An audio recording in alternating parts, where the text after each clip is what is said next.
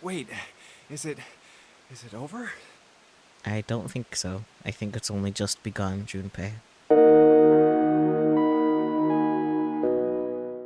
So other than the fact that this game is by Spike Chunsoft, I can't speak. I also have a min in my mouth, which isn't very helpful. I don't know why I put a min in my mouth right before getting off the starting scene screen. Not exactly my smartest move. Um, but other than the fact that this is a Spike Chunsoft game that is a trilogy, I don't know anything. Relix has probably explained it to me, and I said that sounded cool, but I remember nothing. So, love that for me. But I'm gonna assume there's 9 persons. This is my first time interacting with the series at all. Also Relix kindly gifted me these games, which is nice. Well, at least 2 of them because they were in a 2-pack on Steam. Now most of what I play is Spike Chunsoft games. Shocker. Get ready for a wild ride? It's Spike Chunsoft, I'm already ready for that one. And I guess without further ado, I'm just gonna hit start. Yeah. Creating save data. Please select the save slot. Huh? Oh. Are you sure you want to save here? I guess so. Fuck you, the Spike Chunsoft streamer is so true. It all started with Steins Gate. A lot of things started with Steins Gate.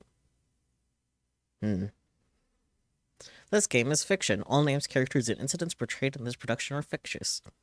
There are 2 modes of play, novel and adventure. You can switch in and out of each interchangeably. That concerns me. That concerns me.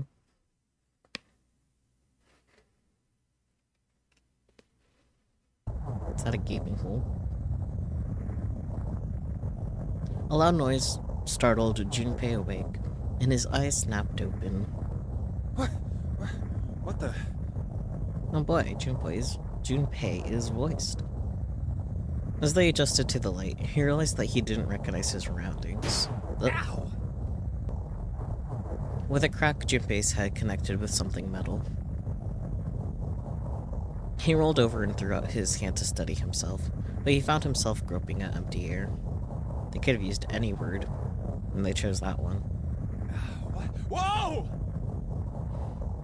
Junpei, my favorite boy, failed Junpei.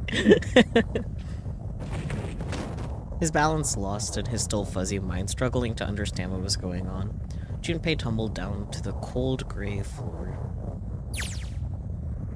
Ouch! God damn it! Ah! What the hell? Okay, so that's the difference between novel and adventure.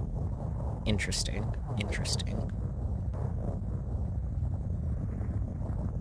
A bed? A bed. Great observation, Junpei. That fell pretty far. That really hurt. Sorry, that line delivery. Damn, my eyesight's kind of blurry. Must have hit my head. No, wait. That's not it. An earthquake. But it's shaking too fast for that. Anyway. Anyway, we're just gonna carry on.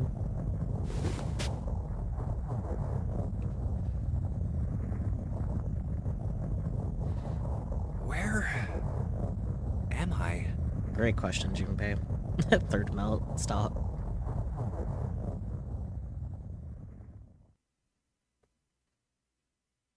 Wait, it stopped? Mm-hmm.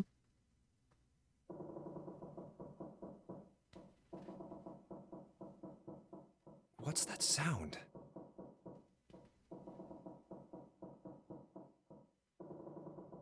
I don't like it.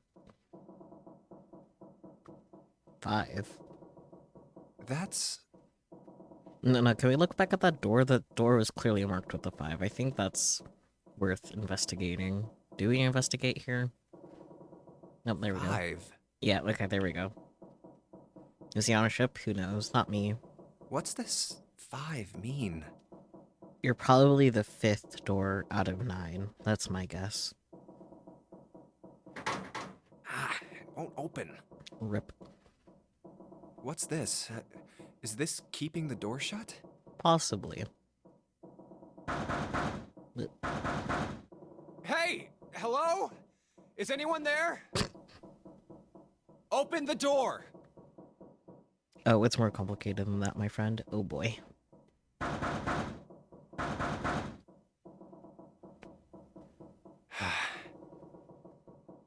Huh? What the hell is this? I don't know.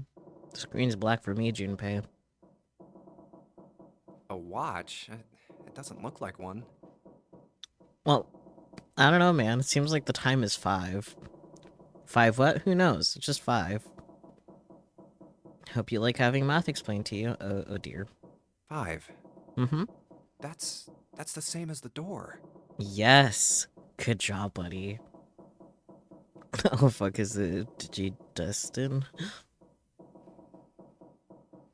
What? How do I take this off? I don't... It doesn't look like a thing you want to take off, if I can be honest. Maybe pushing something on this will work? Maybe. Nothing. Damn. Guess I'll have to force it off. Maybe I should go back to the novel, because it's kind of boring.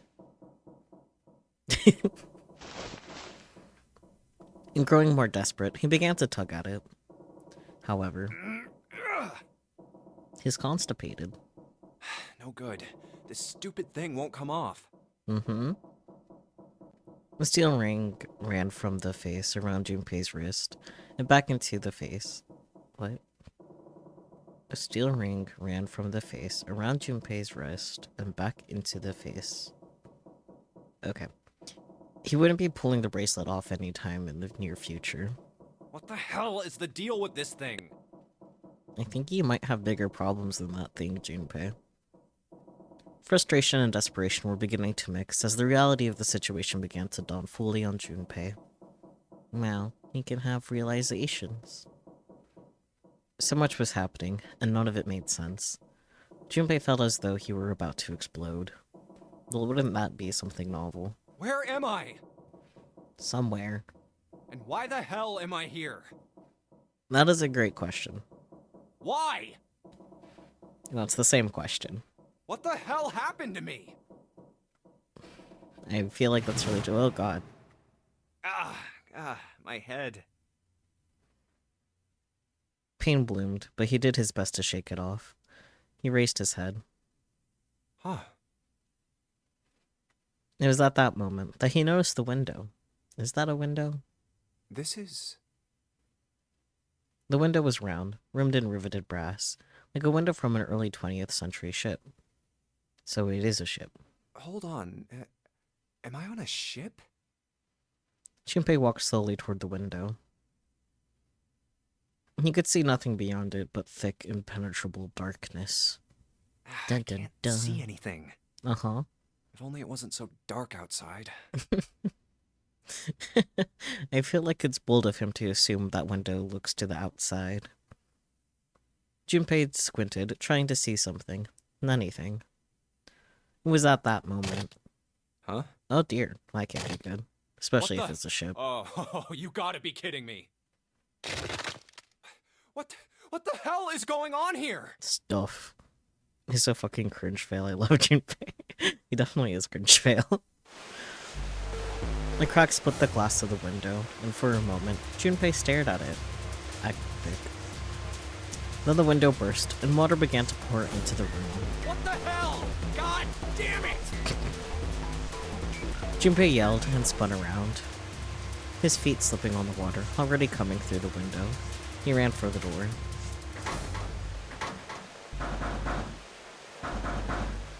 Hey! Anyone! Is anyone there?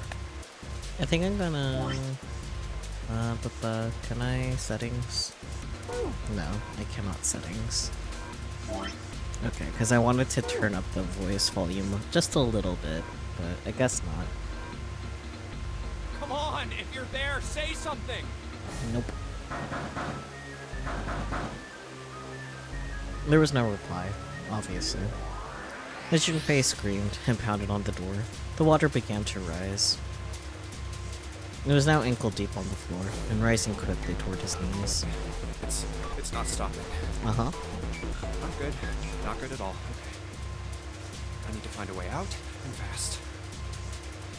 Junpei ran a hand across his forehead, brushing the sweat out of his eyes. I looked around the room. What do I press escape? Nothing.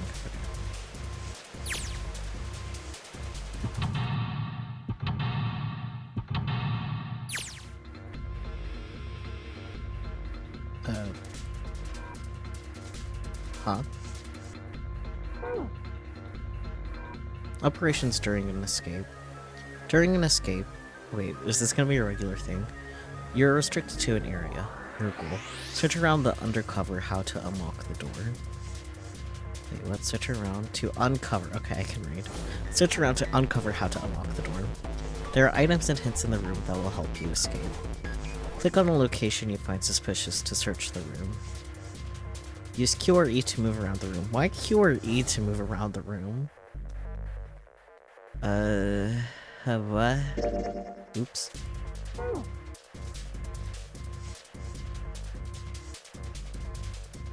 I guess that's a lever, huh? Maybe if I pull it.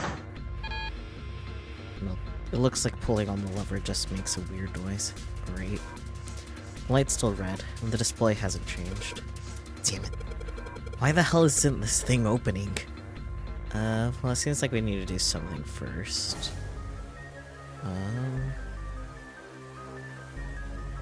Maybe something with this? Bulletin board. Looks like someone put a note on it. Grab the note. About items.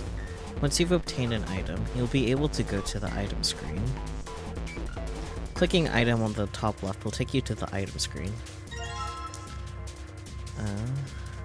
What? How what?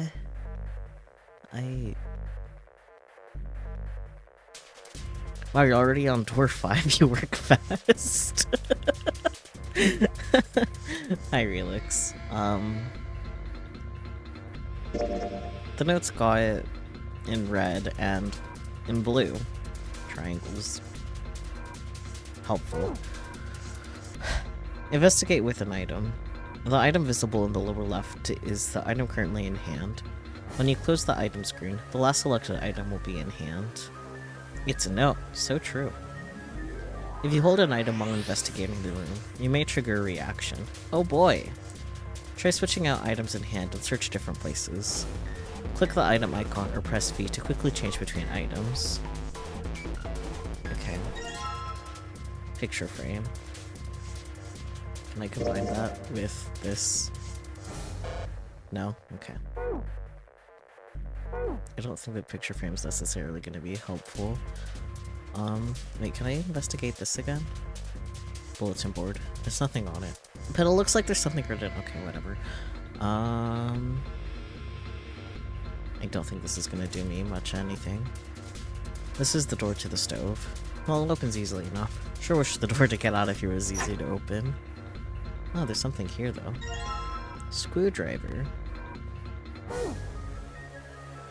Combining items. Select combine on the item screen to combine two items. If the two items can be combined, you will receive a new item. If they cannot, then nothing will happen. Try out different combinations of items you find in your search. A screwdriver, huh? Wonder why that's here. Well, let's see if there's anything in here. A key? Huh? Looks like there is. A key? Yep, that's a key, alright. A little blue one. Okay. So that's probably something to do with that. Yeah, okay.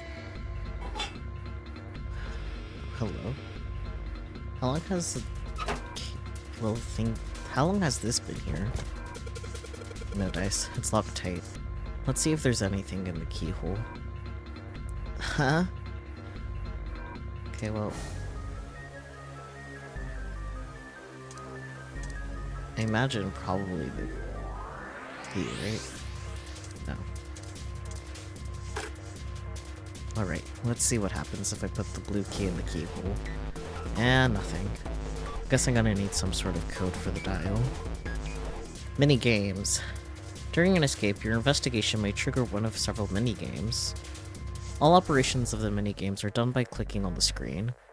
Some mini-games will require you to manipulate something, while others will only require you to apply the right object or click the right thing. Operation instructions. Clicking the dial will cause it to move to the next number. Enter 4 numbers this way and then click the key. If the numbers are correct, it will unlock. Can I just guess? Oh wait, I have a solid guess. It might not work, but...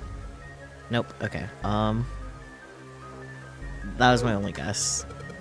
Damn it. Open you stupid thing. I don't think it's gonna open if I whack it on the wall a couple of times. They make me feel better. Not gonna help though. Alright, Junpei, don't freak out. Keep it cool and look around for some more clues. That was the plan, Junpei. Sheesh.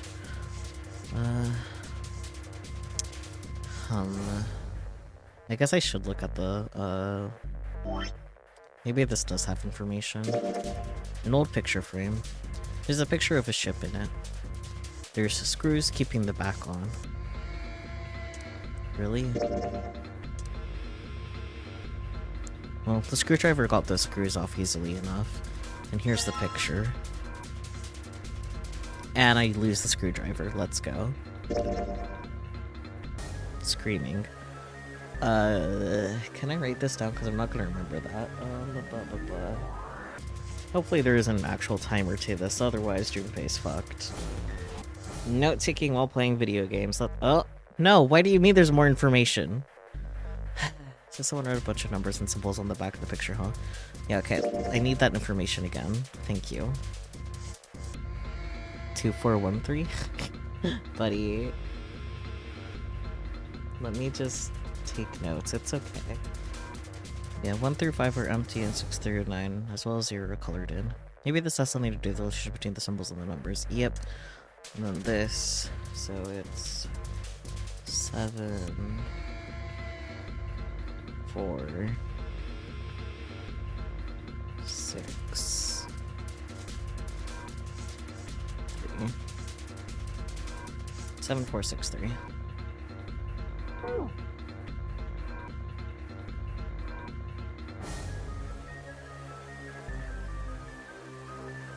Guess I'm gonna have to find the right 4 numbers. Alright, let's give this another try.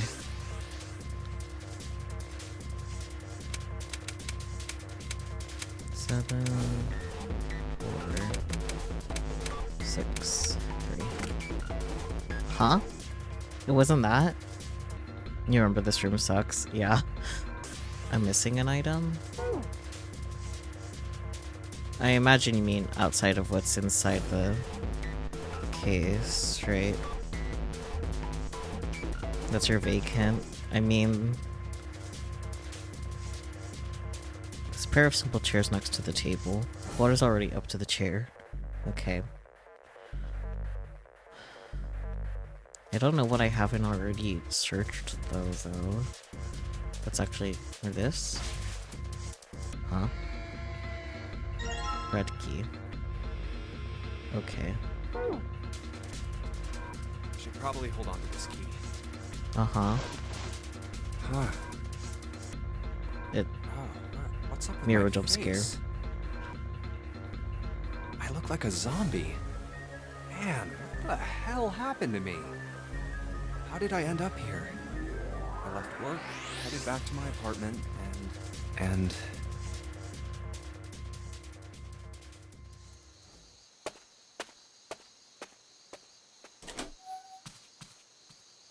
I'm back. Not like anyone will respond. I figured I would need something other than the red key. Well, thank you for the clarification, Relix.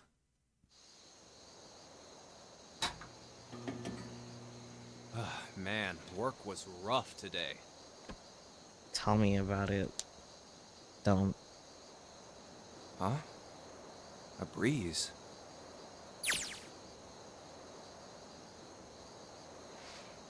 The white curtain framing his window swayed gently in the cold wind. Huh, that's weird. Did I leave that open? Maybe. Junpei walked toward the window. trying to remember if he'd closed it or not before he left. One of the panes was hanging open. He stuck his head out and looked around. Everything looks okay. I must have forgotten to close it. He closed the window. Okay. Then it happened. Oh, that's nice. Hi. What? Junpei turned and found himself face to mask with a man dressed all in black. The man wore a deep hood and a bulky gas mask. His face was entirely hidden. That means it could be not necessarily a man. Who are... Suddenly, he couldn't finish. Junpei tried to yell, but all he could manage was a strangled croak. Because he's a frog.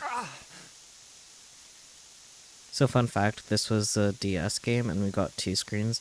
One where Junpei uses the regular text box and then the narrator box describing what's happening. For the computer, they just combined them. That's actually kind of cool. I like that fact. Thank you. I can't... Junpei collapsed to the floor, a crumpled heap of limbs, like a discarded puppet. Oh my. Too late. He noticed the white smoke that was quickly filling his apartment. A small object, shaped distressingly like a grenade, sat on the floor in front of his face, hissing. The white smoke poured out of it at an incredible rate. The smoke had grown so thick that the details of Junpei's apartment began to fade into the white haze. He could feel his mind begin to fade as well, a white haze that was not the smoke creeping into the edges of his vision.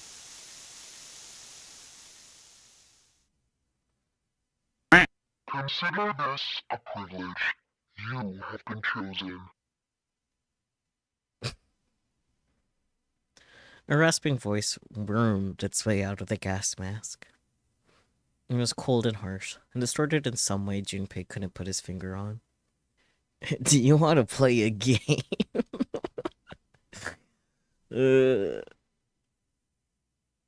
are going to participate in a game.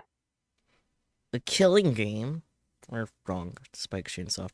Wrong Spike Chunsoft. The nunnery game. I don't know why I didn't think about that. It's literally in the title of the series. It is a game where you will put your life on the line. What if no? Is no not an option? That was the last thing Junpei remembered. The white smoke overpowered him. The masked man faded from his vision, and he felt consciousness fall away into the white mist. And now he looks like this. That guy with the gas mask. That son of a bitch must have taken me here. When I get my hands on him... He ground his teeth in frustration, and strained to remember anything about his attacker's figure. Well, I guess there's no way to know if that was a man or not. Hey, I said that earlier. The voice had been cold and mechanical, likely passed through a voice changer, and the body had been covered in a thick cloak. Just who was that? Someone. They said, you have been chosen. It might mean. That was beyond him. You're the ultimate lucky student, Junpei. What the hell is going on? Why me? There was only one thing from his memory that seemed important. You are going to participate in a game. The nunnery game. It is a game where you will put your life on the line. The nonary game. Huh. Mm-hmm. What the hell is a nonary game?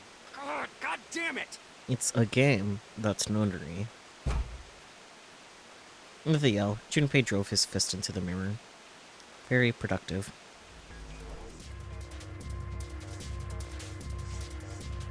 Oh, I get it. This is a mirror. And it was taped on there. Okay, I'm smart. There's nothing left on the mirror. Okay.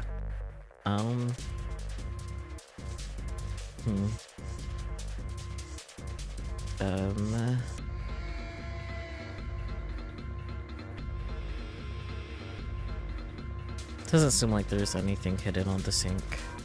This is the only drain in the room. Cool. Do I need to use the red key instead of the blue key in the suitcase? Is that... Oh wait.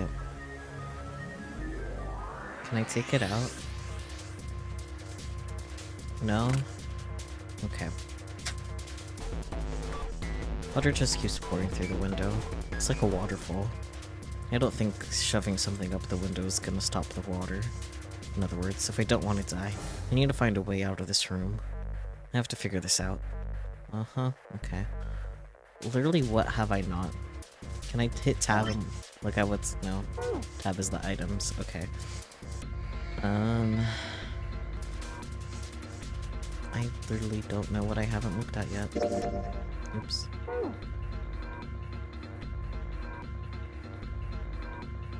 Wait, but I think there might be something on the bed, or am I stupid?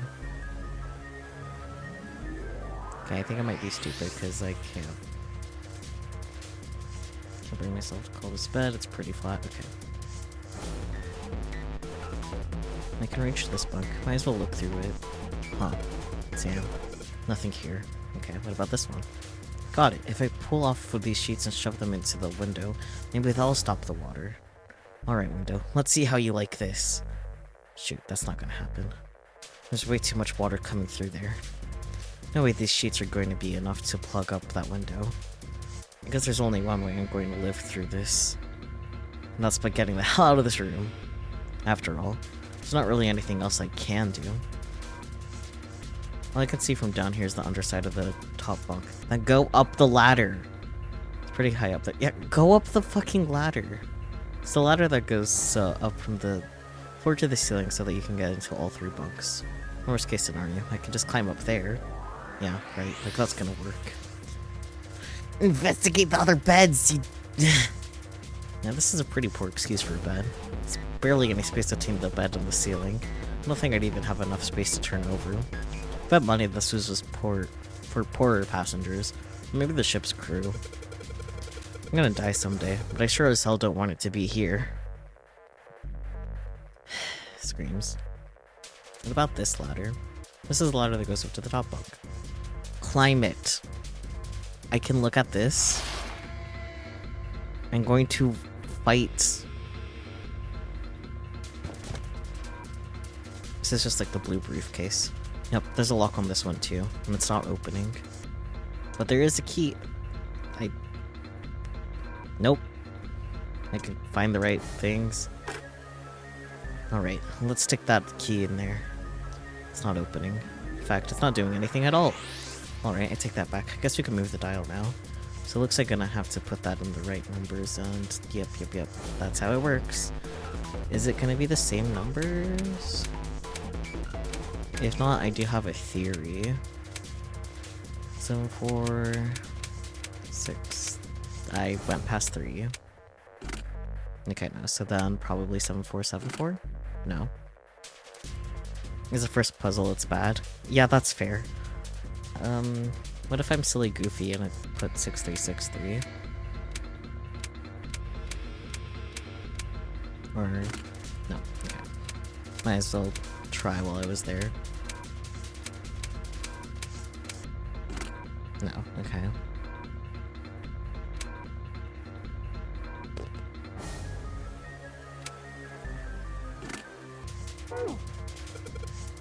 Damn it, it's not opening. I wonder if anything, I think I should open it if I put in the right numbers into. Yeah, that's how that works. Congrats, buddy. 7, 4 for sure for the ride. But then it cuts off. So remember that bed you zoomed in on? Yeah, is there something there? Actually, which one was it? It was the lower one, right?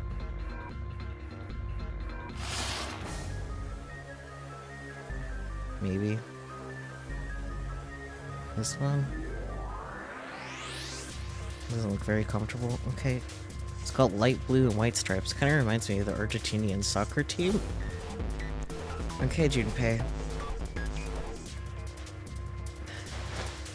The pillow! Fuck you. Okay. So... Okay, so then it's...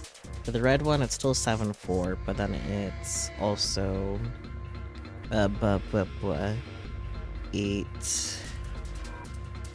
5, and then for the other one, it ends in 6-3, but starts with 0, 2. Okay. Fuckers. Fucking pillow? Really? When you play these games, you have a notebook open to record your puzzle notes. I have a notebook right next to me, too.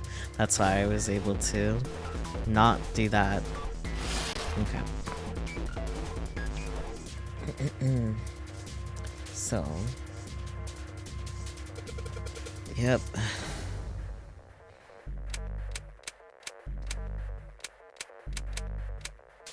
Seven, 4, 8, 5. Yes! We unlocked it! Good job, Junpei. Yep, now you know I hate this room because there's no indication you need to touch the pillow. Yeah. Well, the rest of the clues are like taped to places your eyes are drawn to. Yeah, like the red key was literally taped to the mirror. Man.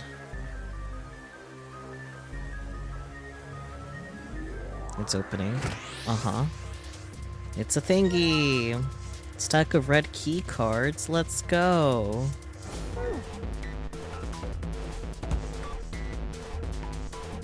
At least this is an old Sierra game where you can lock yourself from beating the game. Huh?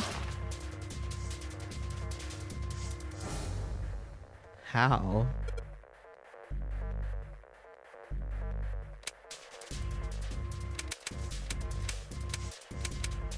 Damn it, I went past 3. There we go. It's blue. So true. Alright, let's see if these numbers work. Turn to the key, and hey, looks like it's working. Yes. Alright, let's open it up. Okay, Junpei. Yes! It opened. Looks like there's something in here. Uh-huh. What is this? A file? File screen. If you find any documents or notes during an escape, the information contained in them will be available on the file screen. Press right arrow key to open the file screen. Alright, let's see what's in this file. Digital root. Let's see here. Compute a digital root with the following steps. First, add all the numbers in question to one another. If you end up with something greater than a single-digit number, add the digits to one another. For instance, if you have a double-digit number, add the number in the tens place to the number in the ones place. Keep adding digits in this manner until you have a single-digit answer. That final single digit is your digital root. Example, the digital root of 678 would be 6 plus 7 plus 8 equals 21, which is then 2 plus 1 equals 3. Therefore, the digital root of 678 is 3.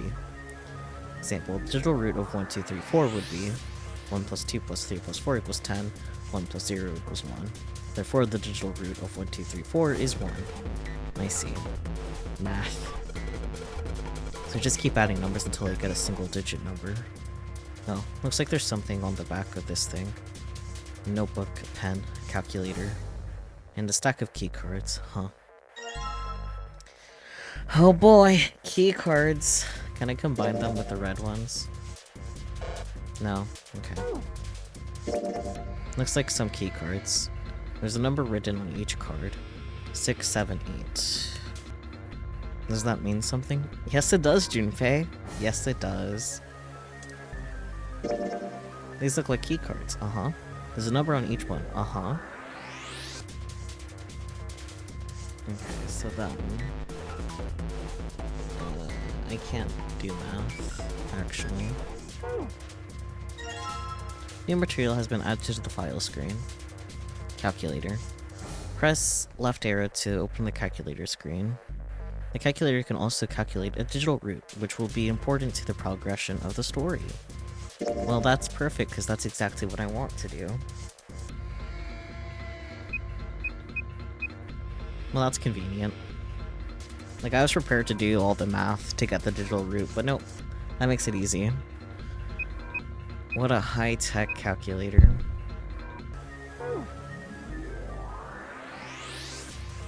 Okay.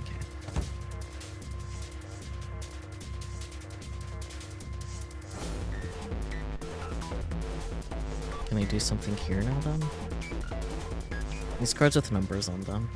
I'm pretty sure this is where I'm supposed to use them. Alright, let's slide these cards and see if they work. And...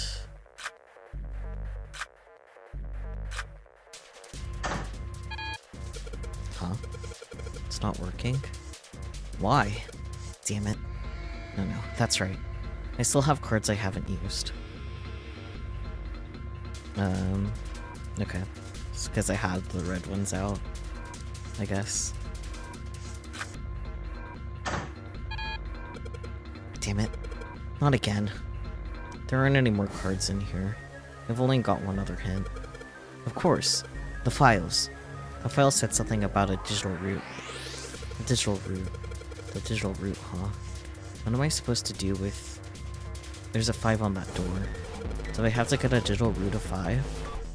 I'm not really sure about this. Whatever. It's worth a shot. Oh boy. Let's see if this works. I'll just slide the cards that give me the digital root of 5 through the reader. Operating instructions. Oh boy. Click 3 cards to select them. The digital root of the selected cards will be displayed. Clicking reset will deselect all currently selected cards. After you selected 3 cards, click on the device. Hi Peachy. Math. Math is happening. How am I... Okay, 1 through 3 is 6. Then... But then 6, 7, 8 is 3. Well, 2, 3 was 5, but... Okay. Aha! I'm so smart! Alright, I think this is gonna work.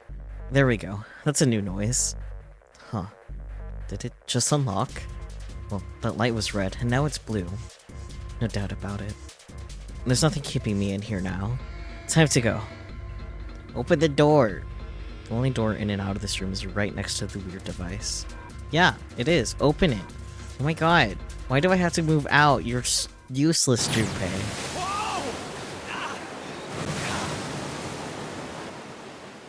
Accompanied by a wall of angry water, Junpei shot out of the room and into the opposing wall. Good? I don't know.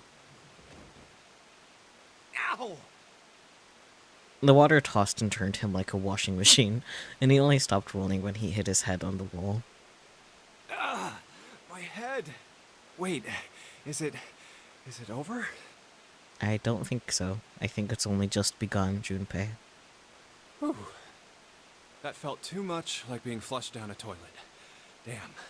Do you have experience being flushed down a toilet, Junpei? I bet you do. Puts Junpei into the washing machine. Yes, good. Junpei had struggled to his feet in the still rushing water. Well, better than drowning, I guess. Bro definitely got swirly, so true. Am I in a hallway? I don't know, bud. The water that had followed him out of the room was rapidly pouring out of the door. It flowed quickly down the hallway and slammed into the foot of the short flight of stairs. Oh. Just 5 steps, in fact. And at the top of this short staircase... A door! Wow. Another door! Well, we've been through 1 door, so this is door 2 of 9, I'm presuming.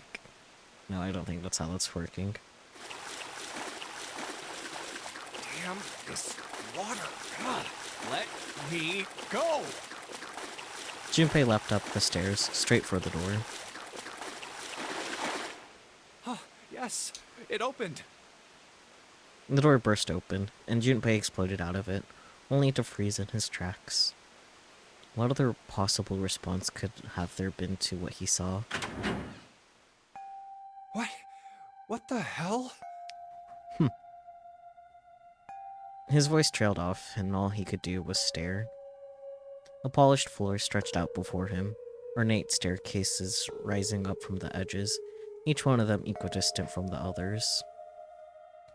The stairs and pillars were solid wood, and Art Nouveau embellishments and decorations covered the walls and pillars. It looked like nothing so much as the entrance to a luxurious mansion from the early 1900s. This is the inside of a ship? I mean, just because there was water in that window and there's a photo of a ship, doesn't mean you necessarily are on a ship, Junpei. Junpei couldn't help but wonder. Well... Wait, how did Mans get here? He got kidnapped and now he's in the notary games, and that's it. Yep. The water quickly filling the hallway behind him suggested that yes, he was. As he looked, a fresh wave rolled out of the room he'd been in, gathering speed as it moved toward the stairs. Yeah, that's what I thought. This is totally, Wait, what the hell? A wave? Oh, shit! Shit! Okay, I gotta get out of here. Junpei spun around, his wet shoes squeaking in protest on the polished floor, and ran toward the tremendous staircase in front of him. C deck.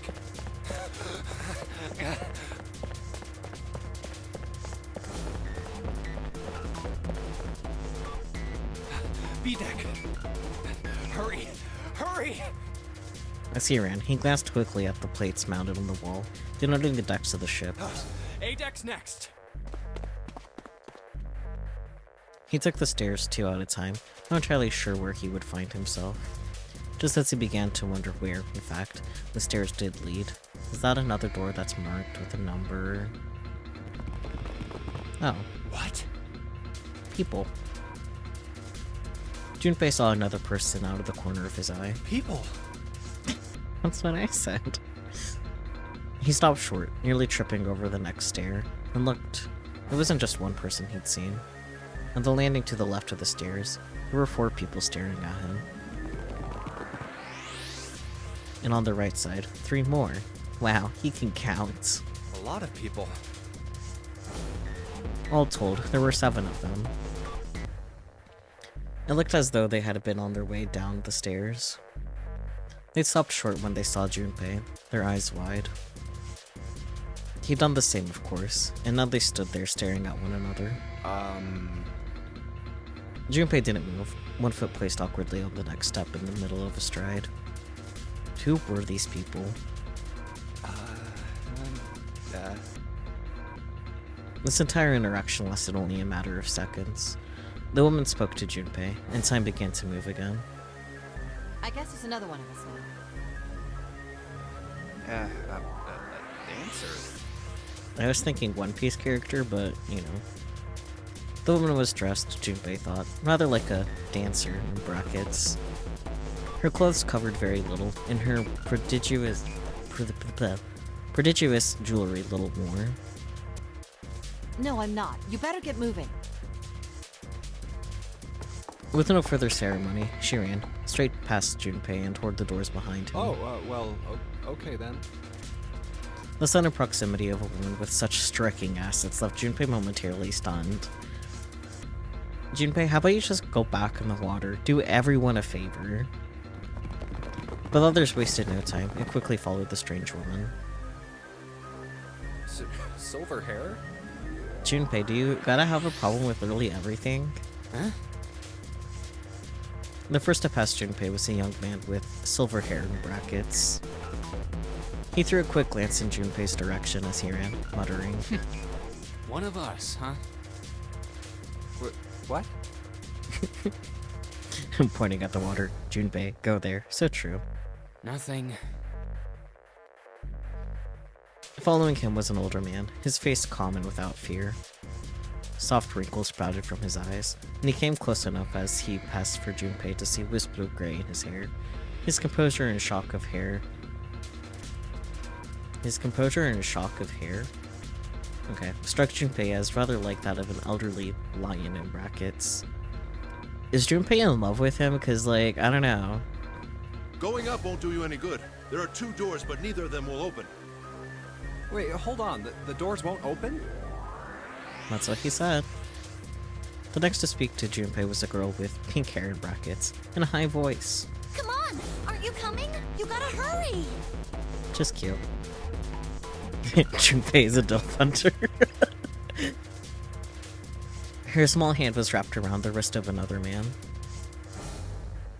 His eyes were closed, almost as though he were sleeping.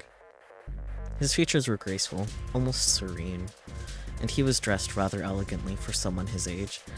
Junpei. There's no straight explanation for the way he's describing this guy and the other one. Something about his posture seemed very refined, and Junpei couldn't help feeling he was noble and dignified somehow. Junpei is definitely into men, yeah. He had certainly never seen one, but this man seemed like what Junpei had always imagined a prince would be like. He's thinking about princes? Wow. That's 9 of us then. Wow, he can also count. Junpei's inner monologue is outing him, so true. I can't blame him for that. That is valid, Hades.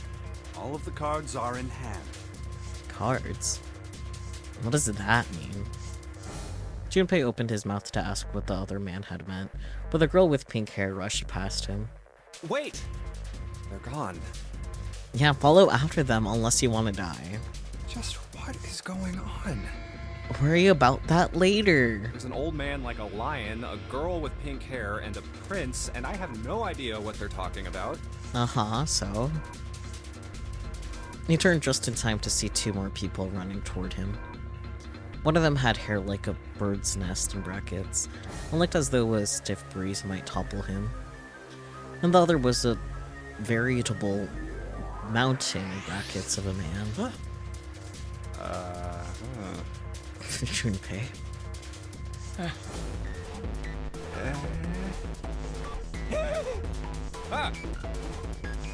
Alright. The scrawny one scuttled past Junpei as though he were running from something. What's that all about? Hey! What the hell are you just standing there for?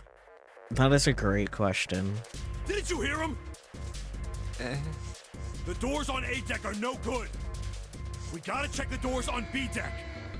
Got it? Now go! Before he had a chance to respond, the man laid a massive hand on Junpei's shoulder. With no more effort than Junpei would have used to brush aside a fly, the man shoved him out of the way. Good. Oh. Thrown off balance by the man and recent events, it took Junpei a few steps to get his bearings. He finally regained his balance and looked up at what the other 7 had been running toward. Hey man, that was dangerous. Oh, Junpei. I'm just gonna toss him into the water myself. Huh? There were 2 pairs of large iron doors set into the wall in front of him. They looked quite sturdy, and each had handles jutting out from them. Written across the surface of each door in red paint was a number. Good job, buddy. The door on the right. 4? Uh-huh. And this one says 5. Wow, he can read. They're the same. The guy Junpei had decided to call Silver was mumbling to himself. The room I woke up in had a number on the door just like that. You too, eh? With an arched eyebrow, the lion looked over at Silver. My cell was the same. A number upon the door. I opened it, ran down the hallway outside, and found myself in a rather grand room full of stairs, as I suspect the rest of you. It was as though the floodgates had been opened. They all began to talk at once. It's really bugging me how... Can I fix the audio? Because, like, the voices are a little quiet. It seems like I can't do anything about it in-game. Ooh. Me too. Same for me. There was a door with a number on it. It soon became clear that each of them had awoken in a room with a locked door and solved a puzzle to escape. It all ended up in the same room. Good job, Junpei. Almost as though they'd been guided there. Yes, we all saw the same thing. That's not important. We need to hurry. You think I don't know that lady? Before the dancer had time to finish, Silver was already running. Open! Damn it! He grabbed hold of the door labeled 5 and pulled. However, Fuck, it's not opening. This damn thing won't even budge. Out of my way. the mountain grabbed Silver's shoulder and tossed him aside. His path cleared, he took a few steps back, then threw himself out the door. Once. Twice. 3 times. 4 times. The door shook as his body slammed into it, but showed no signs of breaking or opening. The mountain threw himself out the door again. A body slam from a guy that big didn't even budge it.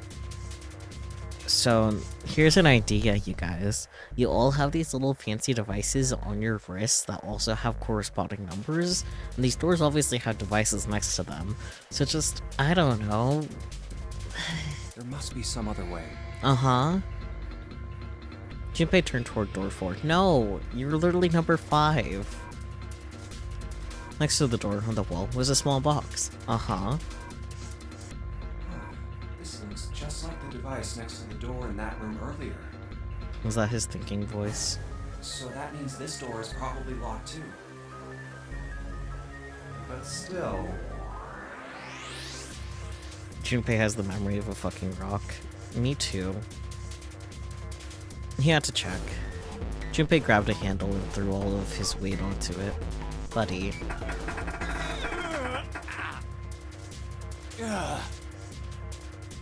It was locked as tight as the door next to it, as he expected. Damn it! Junpei punched the door and did not respond. Are there any other doors? He'd barely finished the thought when the sea deck plate he'd passed on his way up sprang, unbid into his mind. His body moved before he had time to think, oh boy. I'm gonna smack the shit out of Junpei, me too. Junpei turned and ran back toward the stairs. He had scarcely taken a step when, at the top of the stairs, next to an ornate clock embedded in the wall, he saw a person. Oh. She was cute. It was a girl. She looked to be the same age as Junpei. He froze, unable to look away from her face. Priorities. He wasn't confounded by her beauty or something equally silly. No, there was another reason he couldn't take his eyes off the girl. Junpei had seen her somewhere before. He couldn't quite remember where, but he knew. He knew he'd met her before. The girl, too, stared at Junpei, similarly stunned. Her response suggested she'd seen him before as well. She made a sound. Huh? Without saying a word, Junpei walked slowly toward her. She didn't move. It was almost as though she was held in place by some sort of magic spell. As Junpei stepped onto her landing, the spell broke. No sooner had he set his own foot down, that the whole ship shook a second time. Wee, shaking. The quake caught the girl unprepared, and she fell. Watch out! I think you're a little late with that warning, Junpei. Moving on instinct, Junpei leapt to catch her. Or so he thought. Oh. Her face was far closer than it should have been, mere inches from his own. Yeah. He was flat on his back, and she had landed squarely on top of him. The girl seemed as confused as he did, and her face suggested she still hadn't fully recovered from seeing him. For a moment that seemed to stretch for a very long time, they stared at one another. The ship stopped shaking. Everything was quiet. Water could be heard from the bottom of the ship, lapping faintly at walls and ceilings, but eventually that faded as well. The silence was complete, a thick, muffling blanket. At last, the girl opened her mouth. Oh my gosh! Is that you, Jumpy? Jumpy. Jumpy. Jumpy. Her words echoed through Junpei's head, and suddenly his memory returned. Akane. Like, hadn't he realized it before? The girl was Akane Kurishiki, also in brackets. She and Junpei had been friends in childhood. They got to elementary school together for 6 years. But what was she doing on the ship? Her soft eyes were only inches away from his own. He could feel the warmth off her face. Feelings he'd thought long forgotten began to work their way to the surface. I can read so good. He could feel his face heating up. At that moment.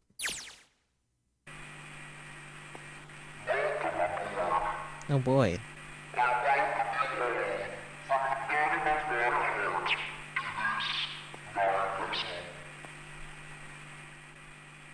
What? What's that voice?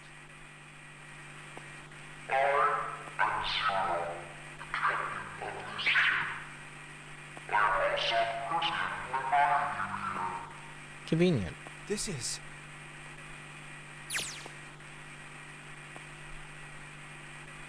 Junpei recognized it. How could he have forgotten it? that guy in the gas mask! Uh-huh. Maybe. Hey, asshole! What the hell is this? Come on out here. I want to get a look at you. What do you mean to do to us?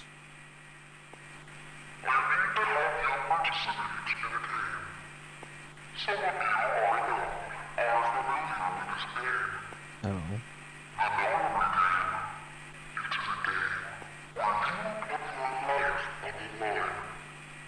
Nonary game. What the hell's that? And the voice continued. Implaceable?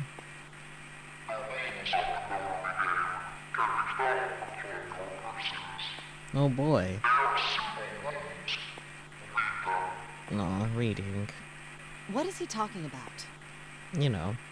Hey, there's something in my pocket. Check this out. Well then. Silver reached into his pocket and pulled out a small slip of paper.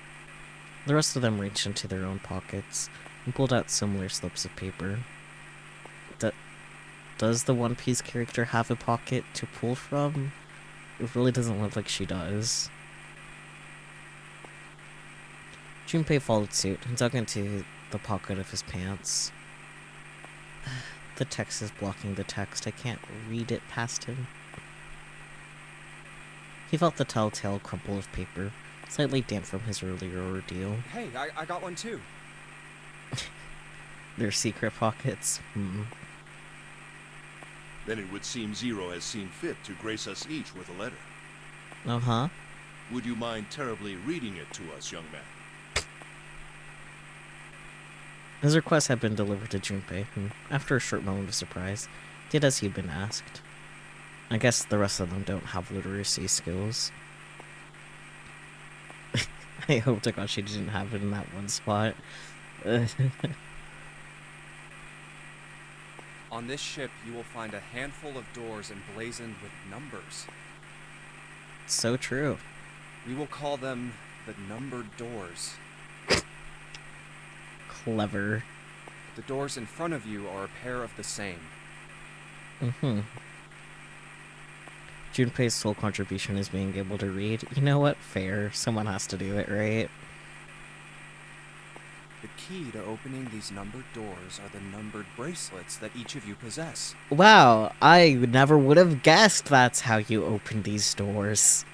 Should you total the numbers on your numbered bracelets and find that the digital root of that number is equal to the number of that door, the door will open.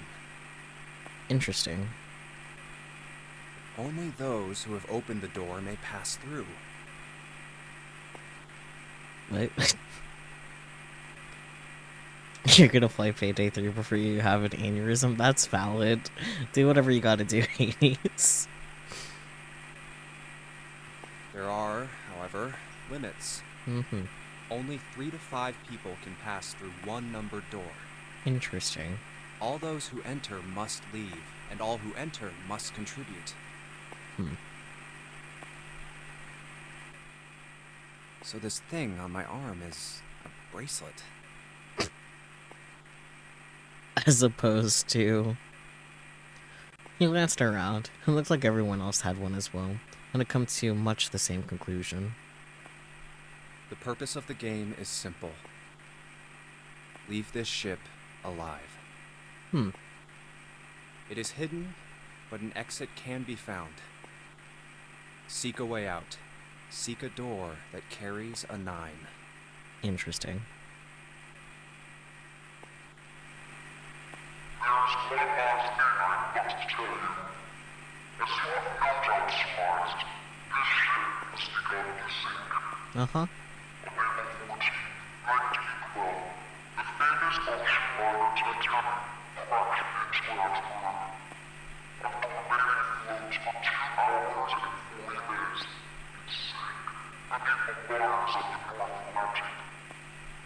I will give you more time. Thanks? $9.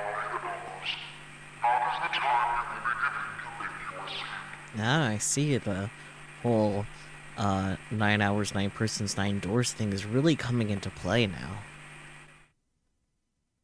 The voice finished, and the speaker went silent. I hear a bell. Uh-huh.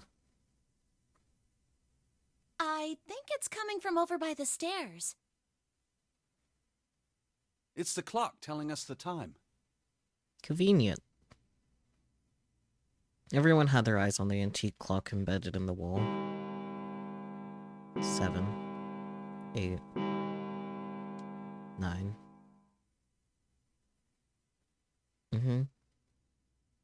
The sound of the 9th bell faded away. The 10th never came. Well, of course not.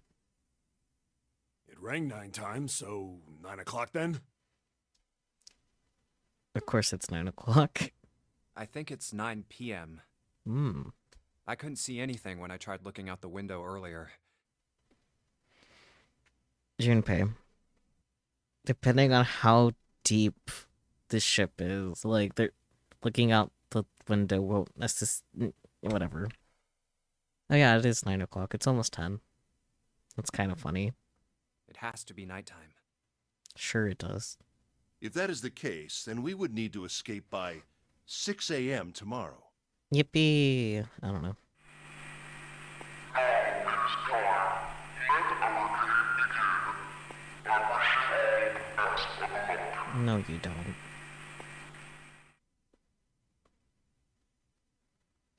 The speaker went silent and did not speak again.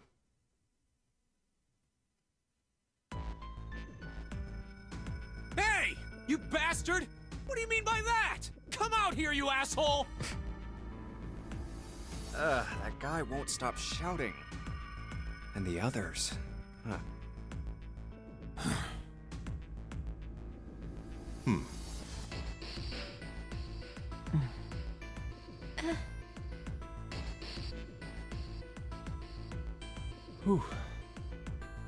Junpei, too, was consumed by his thoughts. Helpful. I have way too many questions. Who is Zero? 0, What's 0. the nonary game? What's it for? Entertainment, probably. I don't know. Is he some nutjob just doing this to mess with us, or does he have some other purpose? Who knows? Why pick me to be part of this insane game? Because you have main character vibes, I don't know. And the others? Why are these 8 people here? And the most confusing of them all.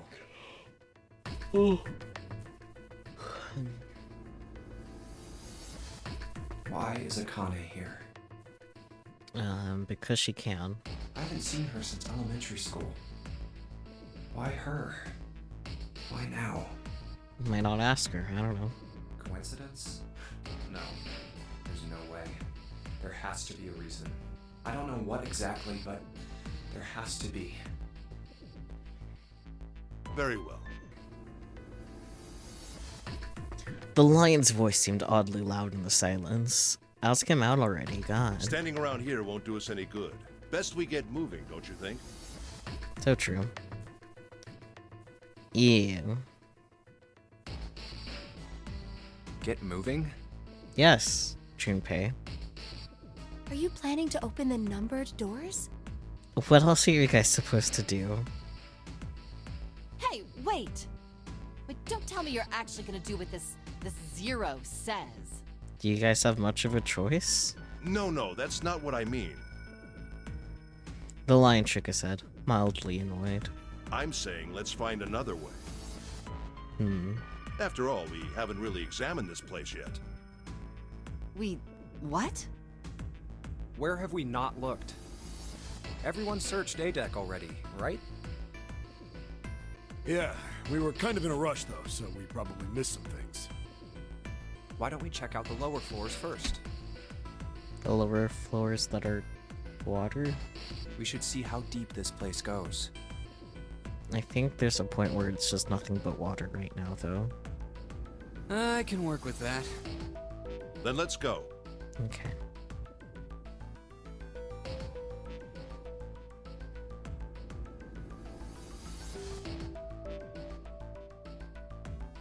Whoa! What the hell? It's completely submerged. Yeah, it's like the ship is sinking or something. Damn. Mm-hmm. If the water level keeps rising like this, we're all gonna drown. Yeah. Exactly. No, I don't believe that's something we have to worry about.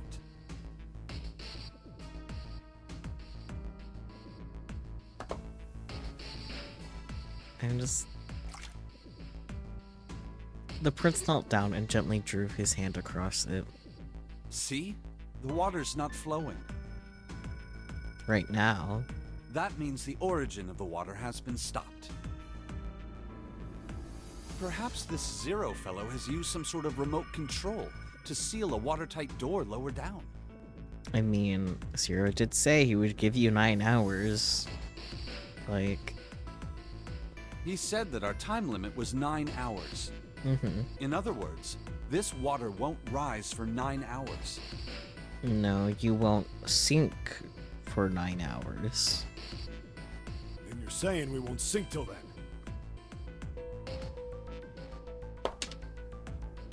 How old is this game? Like, I know DS game, but like, what year?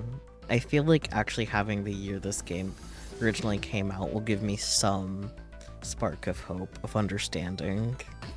Because this feels embarrassing. Well, that may be a little too optimistic.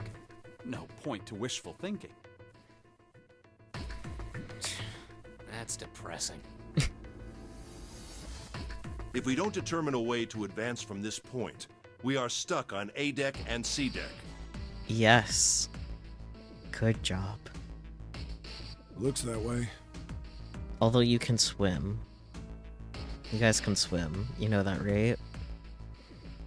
In 2009? Interesting. Hey, hold on. How about we check C deck before we jump to any conclusions? We might find something there. Huh, you're right. I think we should look at the metal doors by the big staircase, too. They're pretty suspicious. No numbers on either door. And I don't see an authentication device either. You can probably just waltz right on in, maybe. Nope. It's locked. Of course. This one too. Damn, none of the doors are opening. Well, Hey guys, over here. There's another door behind the stairs. will it open? This one doesn't open either. We'll see about that. Hey, old man, give me a hand. Using force, I see. Let's give it a try.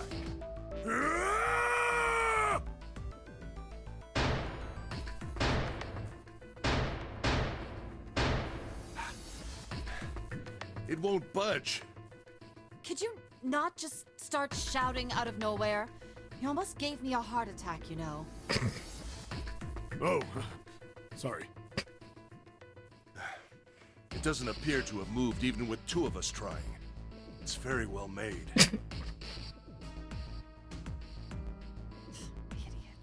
Try using your brain first. Huh? Take a closer look. There's a Keyhole? keyhole. Yeah, shocker. Find a Right. key. It's obvious what we need to open this door. Yeah. A key, huh? You got a problem? No, I just really doubt we'll find a key that easily. I don't know, man. There was a red key in Junpei's room, literally taped to the mirror, so... Ignoring the tense air between the two, Junpei moved closer to examine the doorknob. What's this? Keyhole. Just above it was a strange mark in the shape of a circle surrounding a dot. Yes. There's a mark on it. Uh-huh. Does it mean something? Maybe. Hey, look! Over here, too! Hmm? Pink Hair was looking at double doors they hadn't examined yet. More doors. Wow. I think they're elevators. There's an inverted triangle button by them. May as well try pressing it. Huh. Nothing. Shocker. Maybe the power isn't on. Or we need to do something with this card reader. And there's a strange mark here, too. It almost looks like gray. What is this? It looks like a lowercase h with a dash drawn across the upper stem of the H. That too, but it also looks like a hiragana J. Like, not quite right, but mostly. Junpei stared at it for a while. This is the symbol of Saturn. Okay, nerd. It's an astrological symbol. Nerd. Then the mark on the other door. I think that was the sun symbol. We saw the same symbols on A deck. We did? Me. I don't remember that. A-deck, huh? I haven't been there, so I wouldn't know. You may as well check again since we're talking about it. True. Lion's words urged them on, and they took the stairs up. There, the two doors next to the stairs. The one on the left had a keyhole with a similar symbol engraved on it. She's right. It looks similar to what we saw downstairs. It's a circle, but it doesn't have another circle in it. It looks more like a target thing. And This is an Earth symbol. sure it is. The horizontal line symbolizes the equator, and the vertical one represents the prime meridian. Okay. I see. Junpei looked up at the ceiling. The ceiling. Metal plates. Huh. It's as if it's covering something up. Perhaps it was a dome of some kind.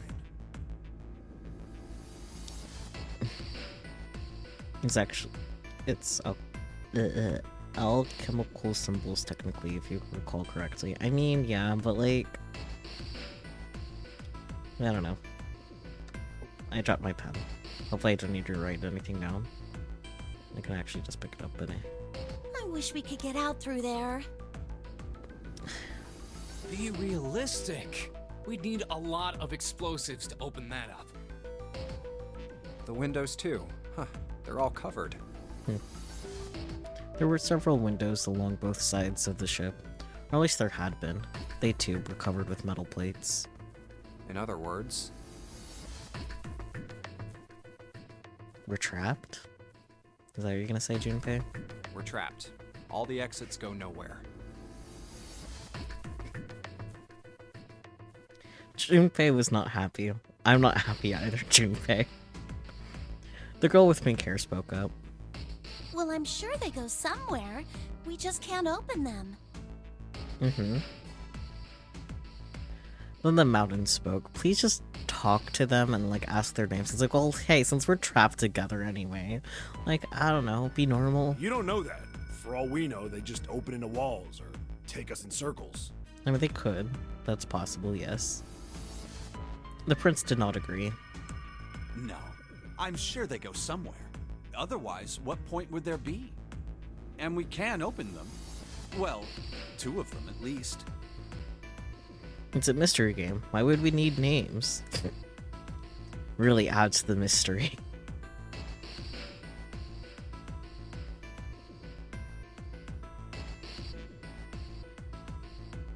Oh, you mean the numbered doors. What other doors? All eyes turned toward the doors with numbers on them.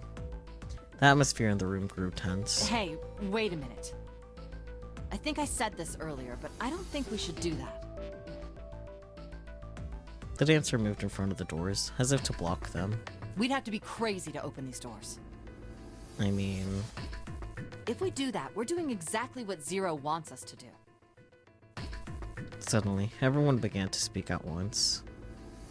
May as well give it a shot. Can't stay here forever. True. Yes, I'm in favor as well. No, I'm totally against this. No shit. But shouldn't we at least try? We don't know what'll happen. We should stay here. We don't have time for that. In 8.5 hours, this ship is going to sink. The clamor of voices made it next to impossible to determine who was saying what. Their arguments grew more and more intense, until people were shouting and screaming at one another. Hey, shut up! And they fell silent, and all eyes turned to Junpei. He felt each stare burning into him, but he refused to flinch. Before we try and decide where we're going to go, there's something else we ought to do. What's that? We need to exchange information. Hey, look at that. We don't know anything about each other. I want to know who you guys are. Who you are, where you came from, why you ended up here. Don't tell me you aren't curious too. They were silent. Some of them looked the other way, or bit their lip, or crossed their arms and stared at the ceiling. But one of them spoke up. It was Akane. I agree. I think Jumpy is right. Jumpy? Oh, I'm sorry. I'm talking about him. I just call him Jumpy. His name is Junpei. She pointed toward Junpei. We're childhood friends. We went to the same elementary school. Wait, stop! Don't tell us stuff we didn't ask you about. Zero's probably watching us right now. And you think Zero doesn't already know pretty much everything about you guys? What are you gonna do if he's listening in? Oh, would that be bad? Hell yeah, it would! We don't know how much that bastard knows about us. Maybe he just picked a bunch of random people to kidnap. If that is the case, then it'd be dangerous for us to let him know too much. If Zero knows who we are, he could go after our families. Okay, but like... he probably already could do that, though?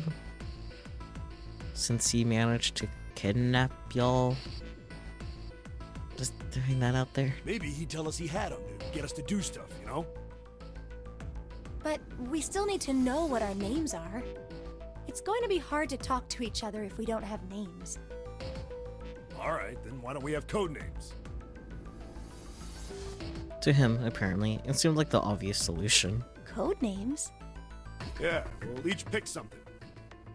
Like, I'll be 7. 7? Why are you 7? Probably because his bracelet says 7. It seemed a fair question. The mountain stuck out his left arm. Because this bracelet number says 7. Shocker.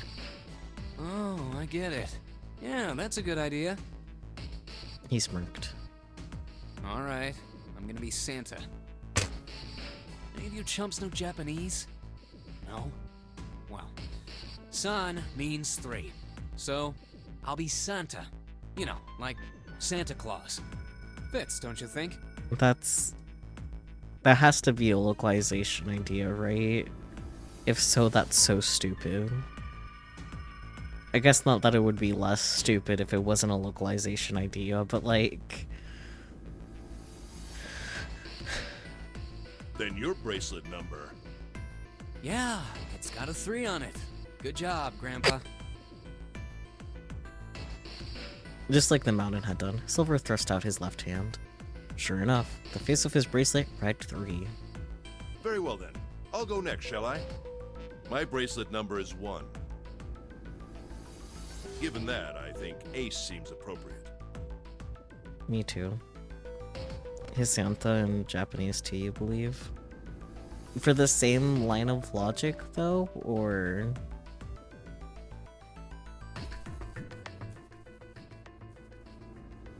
like Santa Claus, really? I'll be Lotus then. As I'm sure you all know, it has 8 petals. I didn't know that, but thanks, Lotus. Which means, of course, that my bracelet number is 8. I would appreciate it if you would call me Snake. Okay. My bracelet number is 2. Since Ace has chosen cards, then I choose dice. Snake eyes, clearly. Which is particularly relevant given that I am blind. Goofy. You can't see? Uh-huh. I knew it. I also knew it. He kept his eyes closed during the entire ordeal, which had suggested something strange.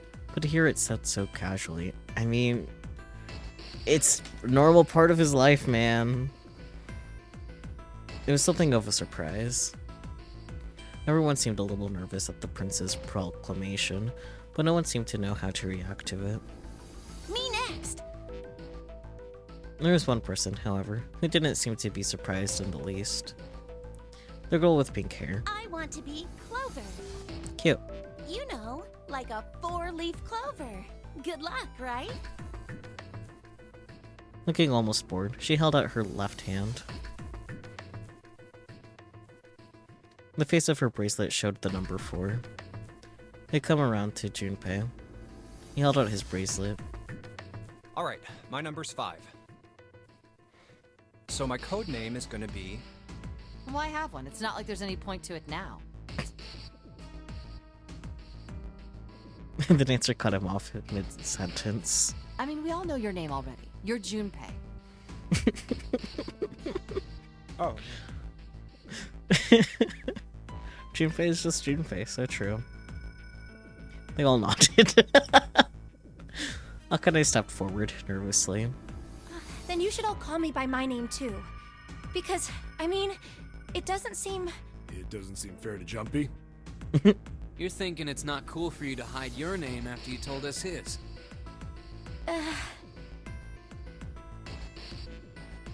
Akane fidgeted awkwardly. Junpei decided he had to do something. What's your bracelet number? It's 6.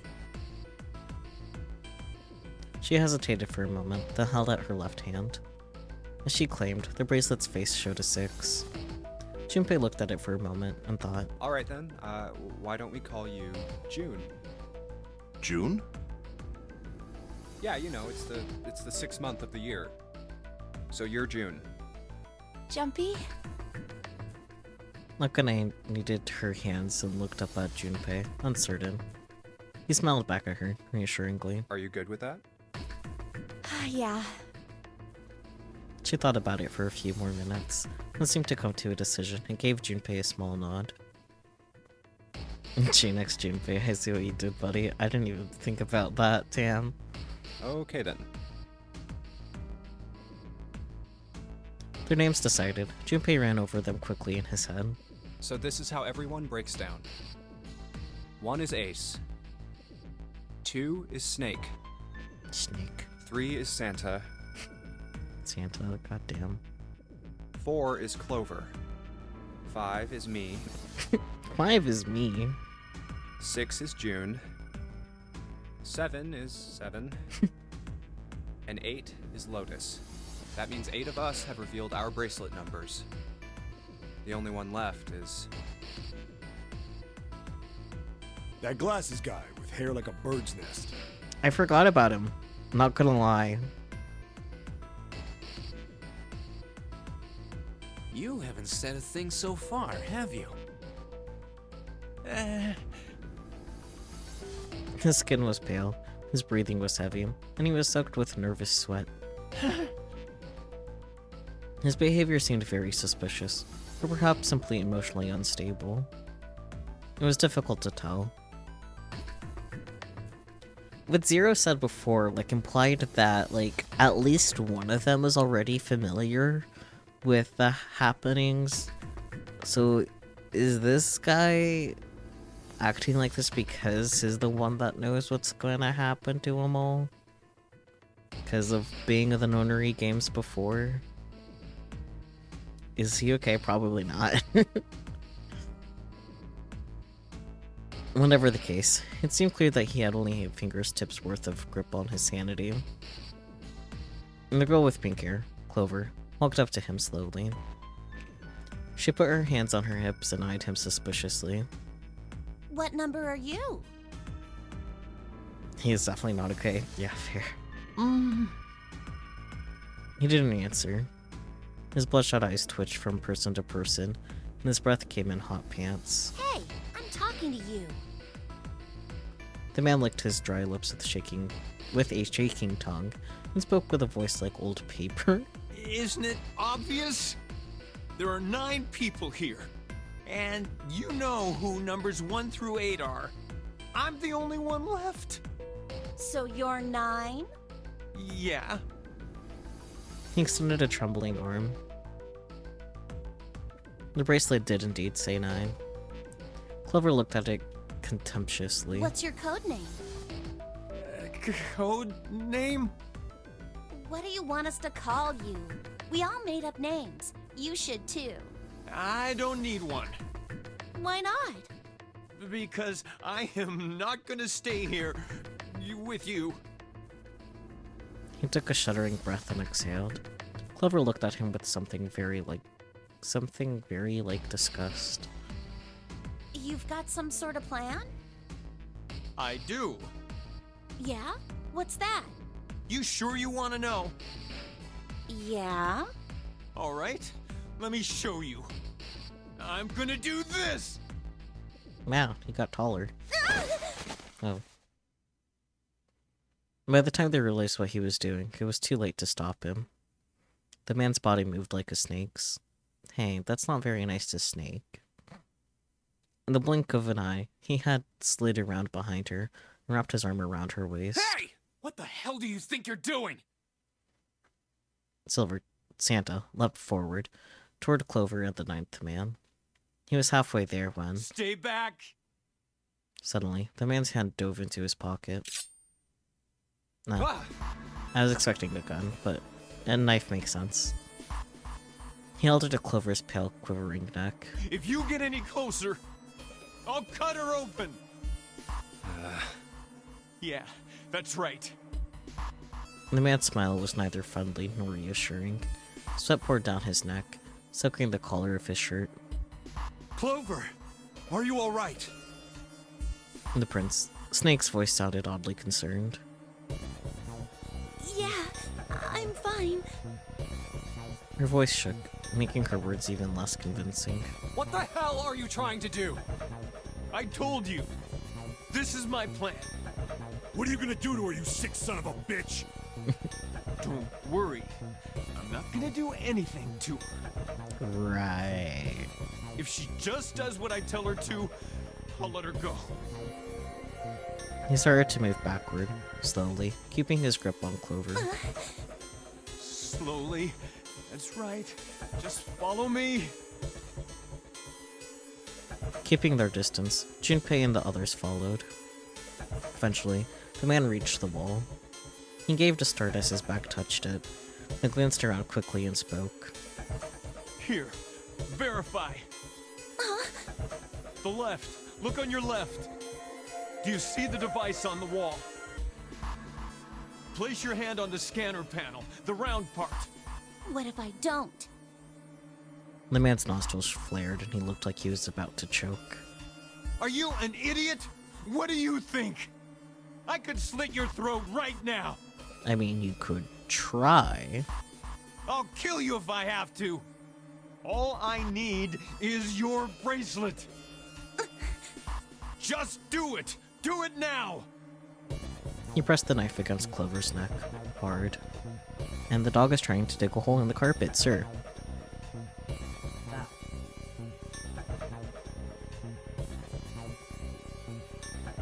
Okay, I'll do it. Slowly, she stretched her left hand out toward the device. Like this? Her back was to it, and she had to feel around for a moment before she found the circular panel. It made a cold electronic noise, and on the display above her hand, an asterisk appeared. I can read. So that's how it works. He called that round part of the device the scanner panel. If we put our left hand on it, our bracelet number gets entered into the device. Then, should you total the numbers on your numbered bracelets and find that the digital root of that number is equal to the number of that door, the door will open. Junpei shifted his eyes to the door itself. The number on it was 5. Door 5. But why does this guy know so much about how this thing works? It's like he knows exactly what to do. It's like he's done this before. Probably because he has. Good. Good. You're done. So they need to do math. Yep. Next. His bloodshot eyes crept from person to person until finally they stopped on lying. Ace. You, right? You're the one with the number 1 bracelet, right?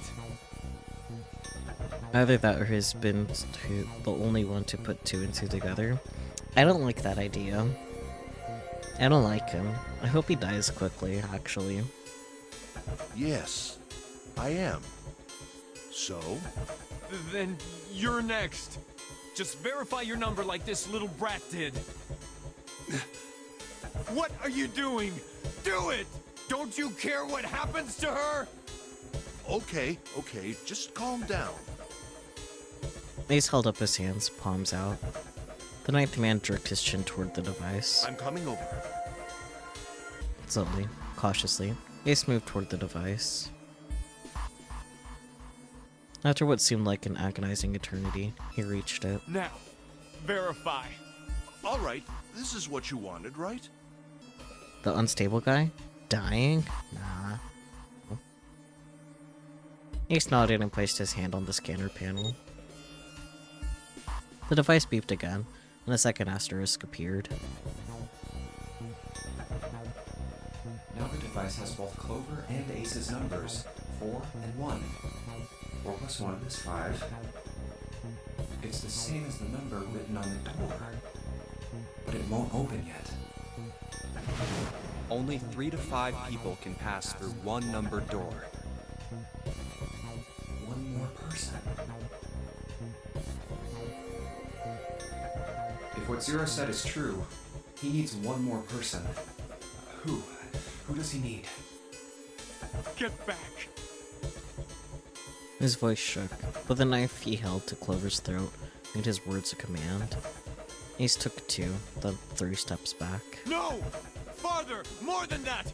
Go all the way back! Okay. Slowly, Ace did what he was told. The 9th man's lips curled into a cruel, twisted smile. Don't tell me. And that was when Junpei understood his plan. Clover's 4 and Ace's 1. Added to the 9th man's 9.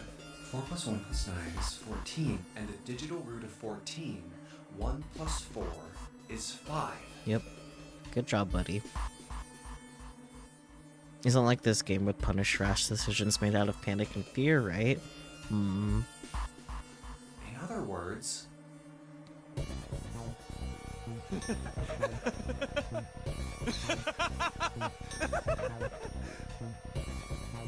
Thank God you were all so cooperative. Now I can get out of this nightmare.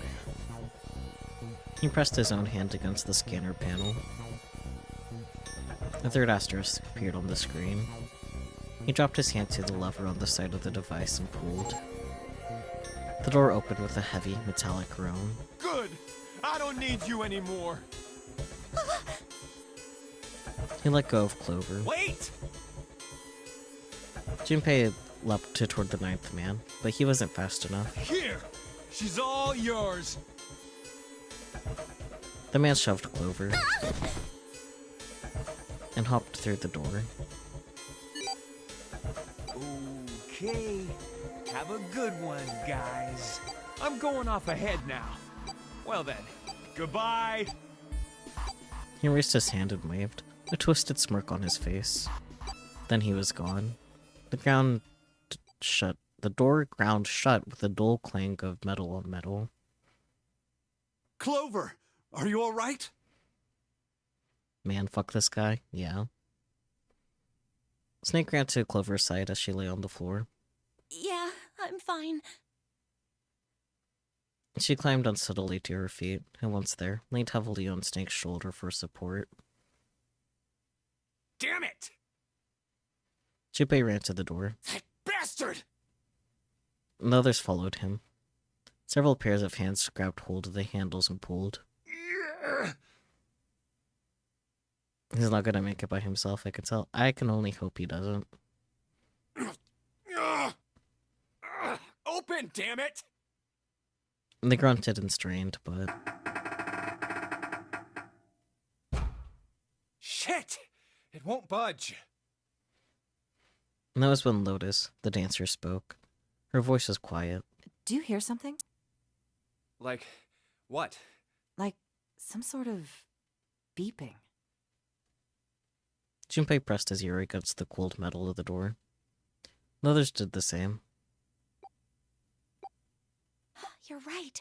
I can hear it too. Guys, you could literally do it again with 6 and 8. I'm not sure they would want to. What is it? Then they heard something else. It was the ninth man. Why isn't it stopping? God damn it! You lied! Lied? This wasn't supposed to happen! Oh boy, beeping. Yup, beeping. This is wrong! This is wrong! His voice shook with fear. Safe on the outside, they stepped back from the door and looked at one another. What is happening in there? Open the door, please! I'm begging you! Nah. Help me! Please get me out of here! Get me out of here! Ah, God damn it! Junpei grabbed hold of the device. He slammed his hand on the scanner panel. Nothing happened. Why? Why won't it work? Because it's engaged. Otherwise occupied. Engaged? Mm-hmm. Is it because it's occupied? If only Junpei could hear me, then he would know.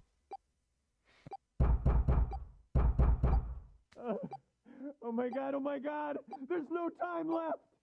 Listen, I was lied to! He lied to me! He put me in here! It was him! He killed me! It was him!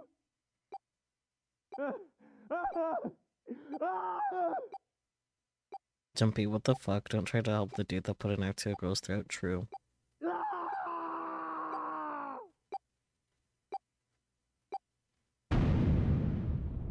There it is.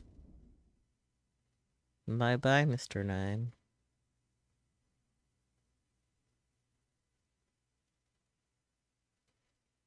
An explosion rocked the room.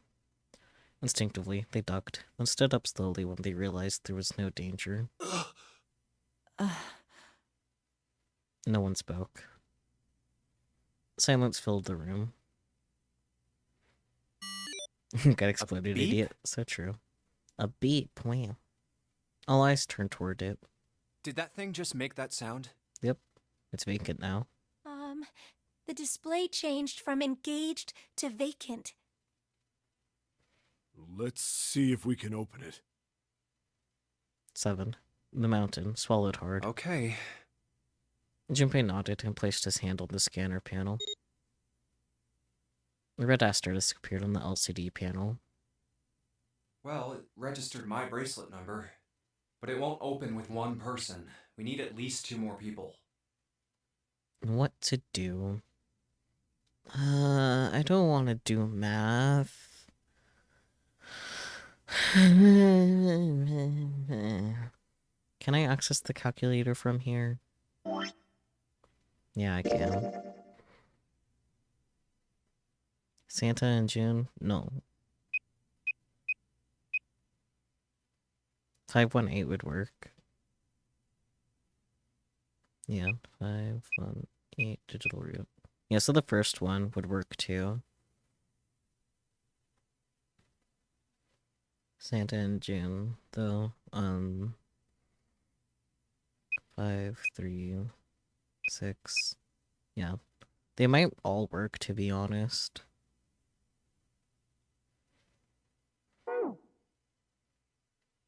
Snake and 7.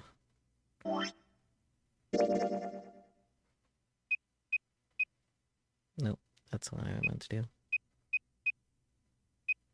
Yeah, they all work. So they all have the correct digital root. So I guess I wasted my time using the calculator because they all work. Always pick the waifu.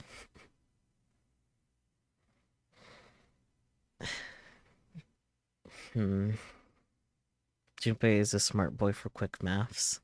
At least he's got that going for him because he doesn't have much else.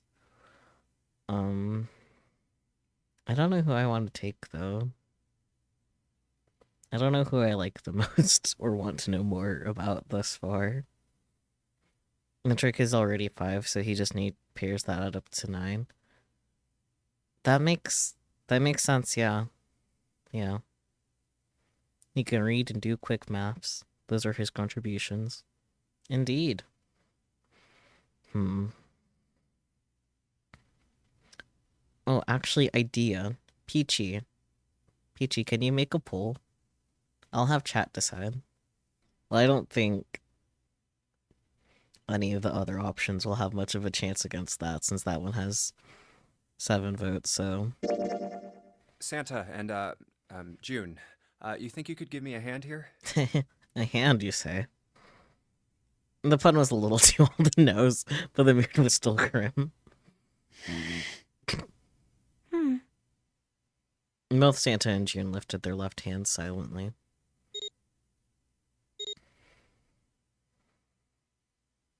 He verified, and she followed suit. 5 plus 3 plus 6 is 14. Uh-huh. The digital root of 14, 1 plus 4 equals 5. Good job, buddy. This should do it. Uh-huh. Did you not do the math in your head before asking them? Now we just need to pull the lever on the side. Mm-hmm. You guys ready? I'm gonna open it. Junpei grabbed the lever and looked back over his shoulder. They stiffened and nodded. I can read. Junpei nodded back and set his mouth in a grim line.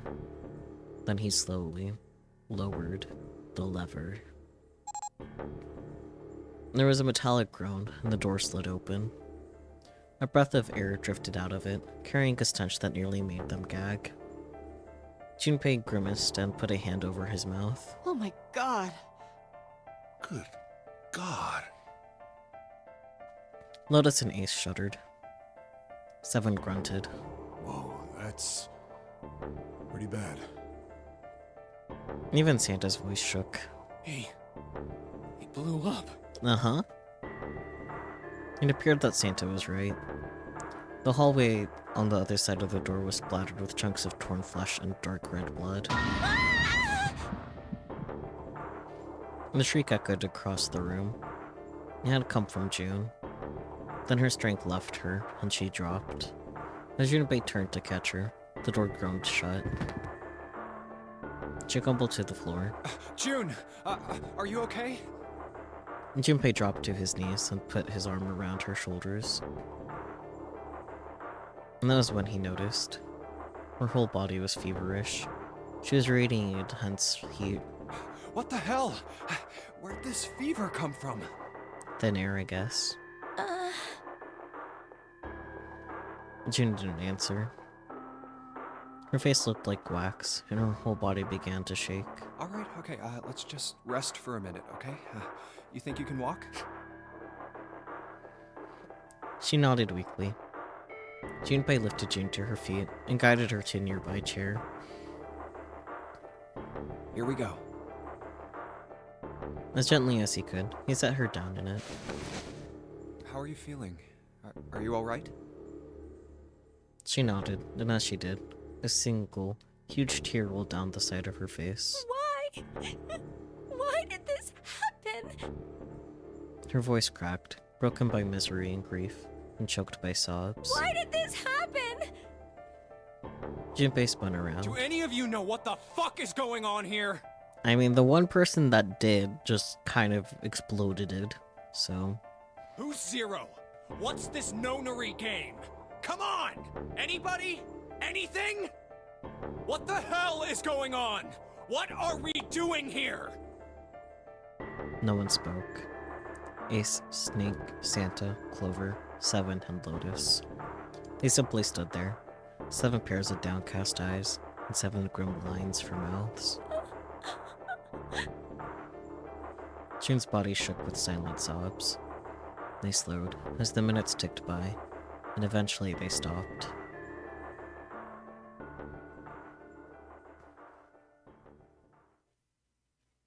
And then suddenly, in the cold, heavy silence that had enveloped them like a thick fog, a bell began to ring. The clock in the central hall. 7, 8, 9, 10 times. And then, on the 10th ring, it stopped. The sound of the bell faded away into silence. It's 10 o'clock then. Yeah. It's been 10 o'clock for about 38 minutes, though.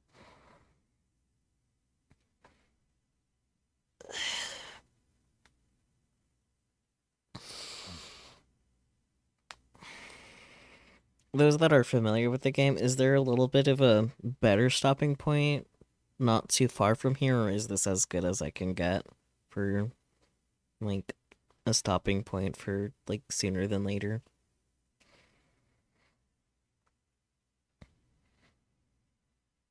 Because I don't think this game is going to have chapter like I'm used to. You can't remember? In like 10 to 15 minutes or so? Okay. Well, I've never played this before, but I feel like this spot is nice. Okay. Well, Efraf and Prince says in 10 to 15 minutes or so, so let's keep going for just a little bit longer. What was the question? If this was a good stopping point, or if there's going to be a slightly better stopping point not too far from here. A little more, okay. A little more it is then, as a treat.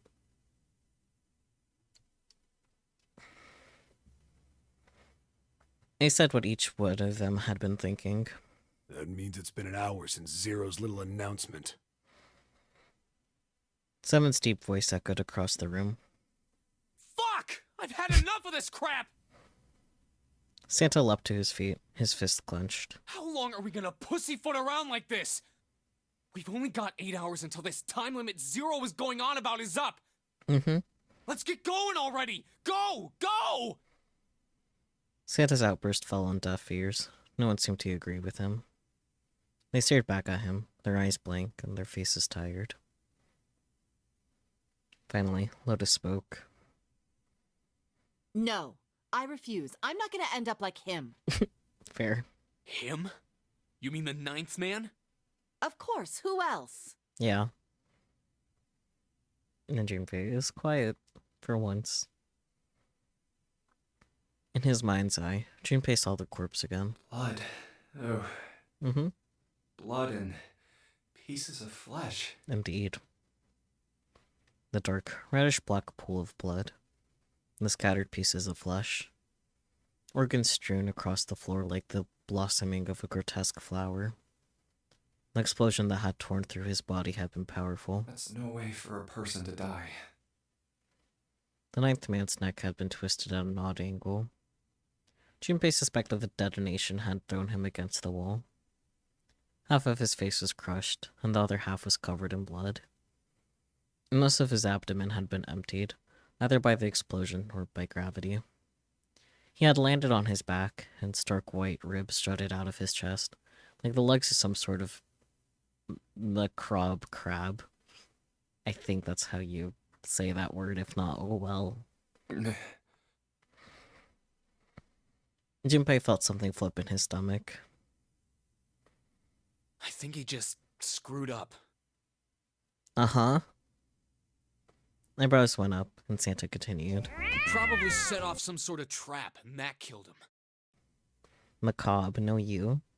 I'm not gonna screw up like that. I'm getting out of here alive. Righto.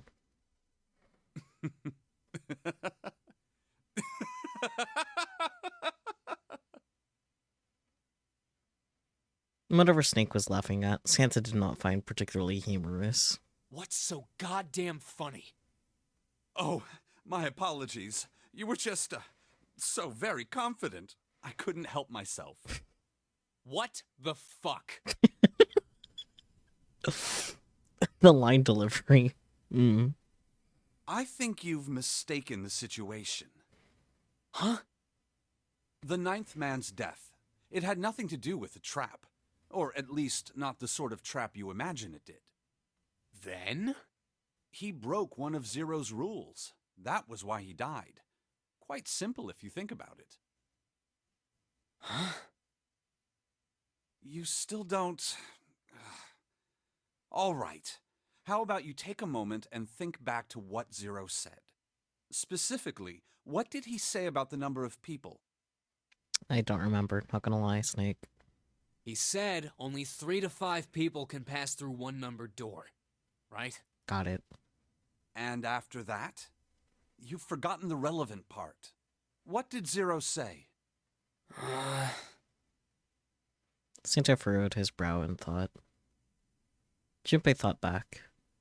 Zero said, that everyone who verified had to go? That's my guess, right? Can I check?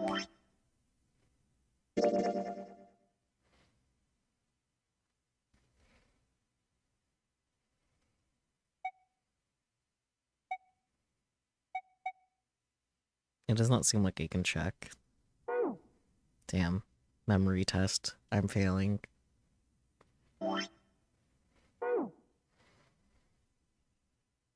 I generally do not remember. If I had to guess, though, it's that everyone who verified had to go, but... Second. Okay. All those who enter must leave, and all who enter must contribute, right? Right. I think it was something like that. Yeah. Whatever it was, it means that groups of less than 3 or more than 5 can't go through. That is correct. A gold star for you, Junpei. Man, a gold star. Snake inclined his head toward Junpei. The ninth man, however, broke that rule. He tried to pass through a numbered door by himself. That was why he was executed. Execution. And Zero's watching us from somewhere. Making sure we don't break any rules. Oh, I'm not so sure of that. Why not? Because this execution system is entirely automatic. You didn't notice? There's no need for him to monitor us. What do you mean? Snake looked at Seven with what could only be described as pity inside. About that, Junpei, or narrator, Snake can't look. Snake cannot see. Anyways. Very well. I see it must be me who tells you. I've waited long enough, I suppose. I had hoped Zero might spare me the trouble, but that seems increasingly unlikely.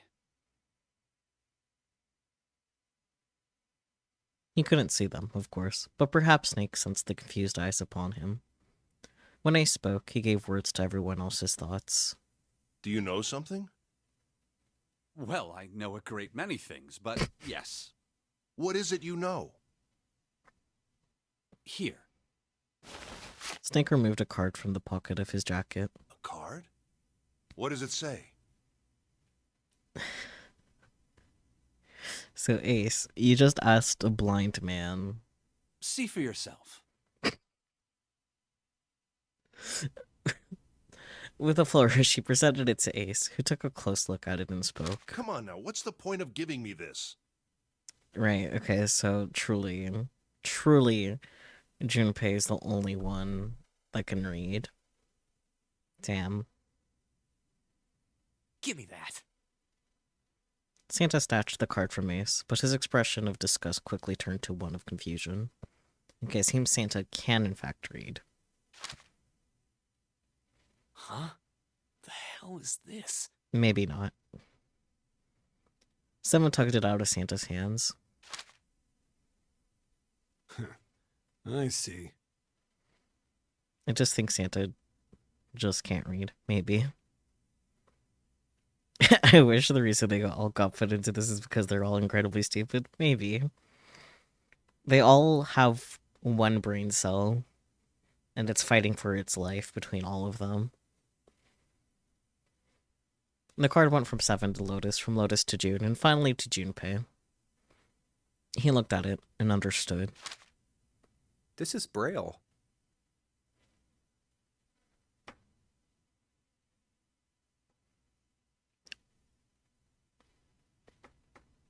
I could not have been prepared for that. Braille, the written language of the blind.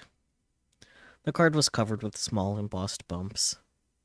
Junpei could recognize it, but he certainly couldn't read it. Sorry, guys, I can't read this. Here, have it back. Ah, yes, Braille. Makes sense to give the blind a guy Braille. So true. Junpei handed the card back to Snake, who nodded at him with a small smirk. Okay, that was fun. What's so important about that card? I found it in my pocket.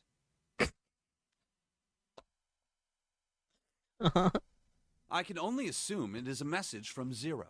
Mm-hmm. From Zero? A message? What does it say? Suddenly, everyone was crowding around Snake, desperate to hear what the message said. And they have 2 brain cells between them, and they're all vying for third place. Yeah. Santa especially looked as if he were about to grab hold of Snake and shake the answer from him. Snake raised his hand. Calm down now. No need to panic. You don't need to force me. I'll read it. Junpei swallowed hard and waited for him to start. He was not the only one. Presently, Snake began to read, his voice calm. His fingers glided over the tiny bumps as he spoke. Bracelet number 2. Since you are not blessed with sight, I shall bless you, and only you, with information. I shall tell you of the function of the red, of the dead, and of the bracelet. The red is the recognition device. It will verify your number. Beside every numbered door, you will find a red. Interesting. The dead is the deactivation device. It does exactly what it says. Once you have passed through the numbered door, you must use the dead to stop the detonator in your bracelet. I see. But perhaps you are wondering, what does this detonator detonate? I am afraid this might be something of a surprise. I have placed a small bomb inside of you, and people who you are about to meet. Wee, small bombs. You swallowed it while you were unconscious. Yippee. I have no doubt, by the time you read this note, the bomb will have passed your stomach and found its way to your small intestine. In other words, you will be unable to regurgitate it. I suggest you do not try. Okay, but like... What about the point when they're done digesting and they shit it out? Like, yeah, okay, so they just got a poop kit going, lads. Like, yeah, they'll definitely they're definitely gonna have to use the bathroom within these 9 hours. Zero, come on. As I mentioned before, the bracelet on your left hand contains a detonator. Think of it as a remote fuse or timer for the bomb in your body. There is only one condition which will cause it to detonate. That condition is that you enter a numbered door. Once you have done so, the timer will activate, no matter who you may be. So that explains why, like, as soon as 9 went into the room, the beeping started. You will have 81 seconds. If, after that time, the detonator has not been deactivated, it will send a signal to the bomb in your body, instructing it to explode. In order to deactivate the detonator, every person who verified their number at the red must also verify their numbers at the dead. I see. Once all numbers have been verified by the dead, you need only pull the lever at its side, and the countdown will cease. Anyone who does not verify their number at the red will find themselves unable to verify their number at the dead. That is to say, if you should pass through a numbered door without first verifying your number at the red, in 81 seconds, you will be dead. You must also keep in mind that the numbered doors will close automatically after 9 seconds have passed. Of course, 9 seconds. So long as the doors open, the dead will not function. You would do well to remember this. Lastly, let us discuss how to remove the bracelets. There are only 2 ways to do so. 1. You escape from this ship. How is all of this information on a tiny card? Like... Anyway. 2. Your heart rate reaches 0. That's fun. In other words, once the bracelet is taken outside the confines of the ship, or it acts at where its heartbeat has fallen to 0, it will shut down automatically. I don't question it, it's anime, so true. There is no other way to remove your bracelet. If you attempt to force it off, or disable the detonator, the bomb within you will immediately explode. But what if you poop out the bomb? This is all the information which I can impart to you. How you choose to use it is for you to decide. If used wisely, you can eliminate those who might be a danger to you. For a time, you would be able to control your fate. I wish you the best of luck.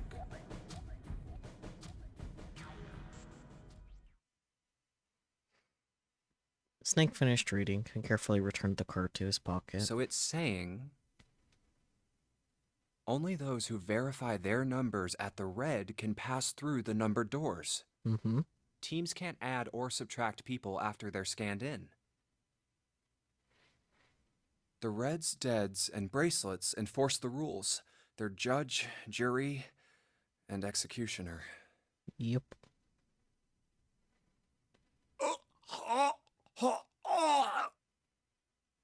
You good? Wow, it took them like, what, 3 hours to figure out how the game works? About an hour or so. Shit! A fucking bomb! Come out! Come out, damn it! They're not very good at listening, are they? In defiance of Zero's suggestions, both Santa and Seven put fingers down their throats and began to gag. And the rest stiffened. Some touched their stomachs. Some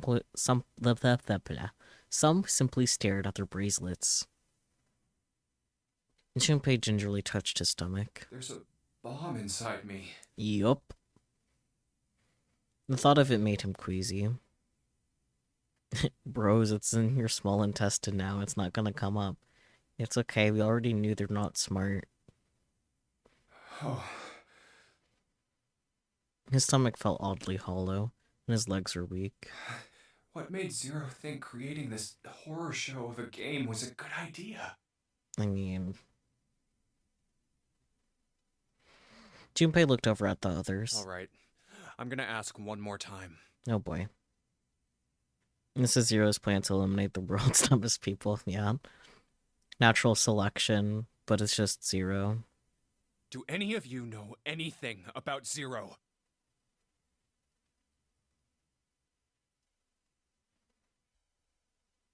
The silence is loud. They were all silent, each person waiting to hear what the others would say. Finally, Santa spoke. Actually, I saw him. I saw Zero when I got grabbed. Oh? I didn't see his face, though. Son of a bitch was wearing some kind of gas mask.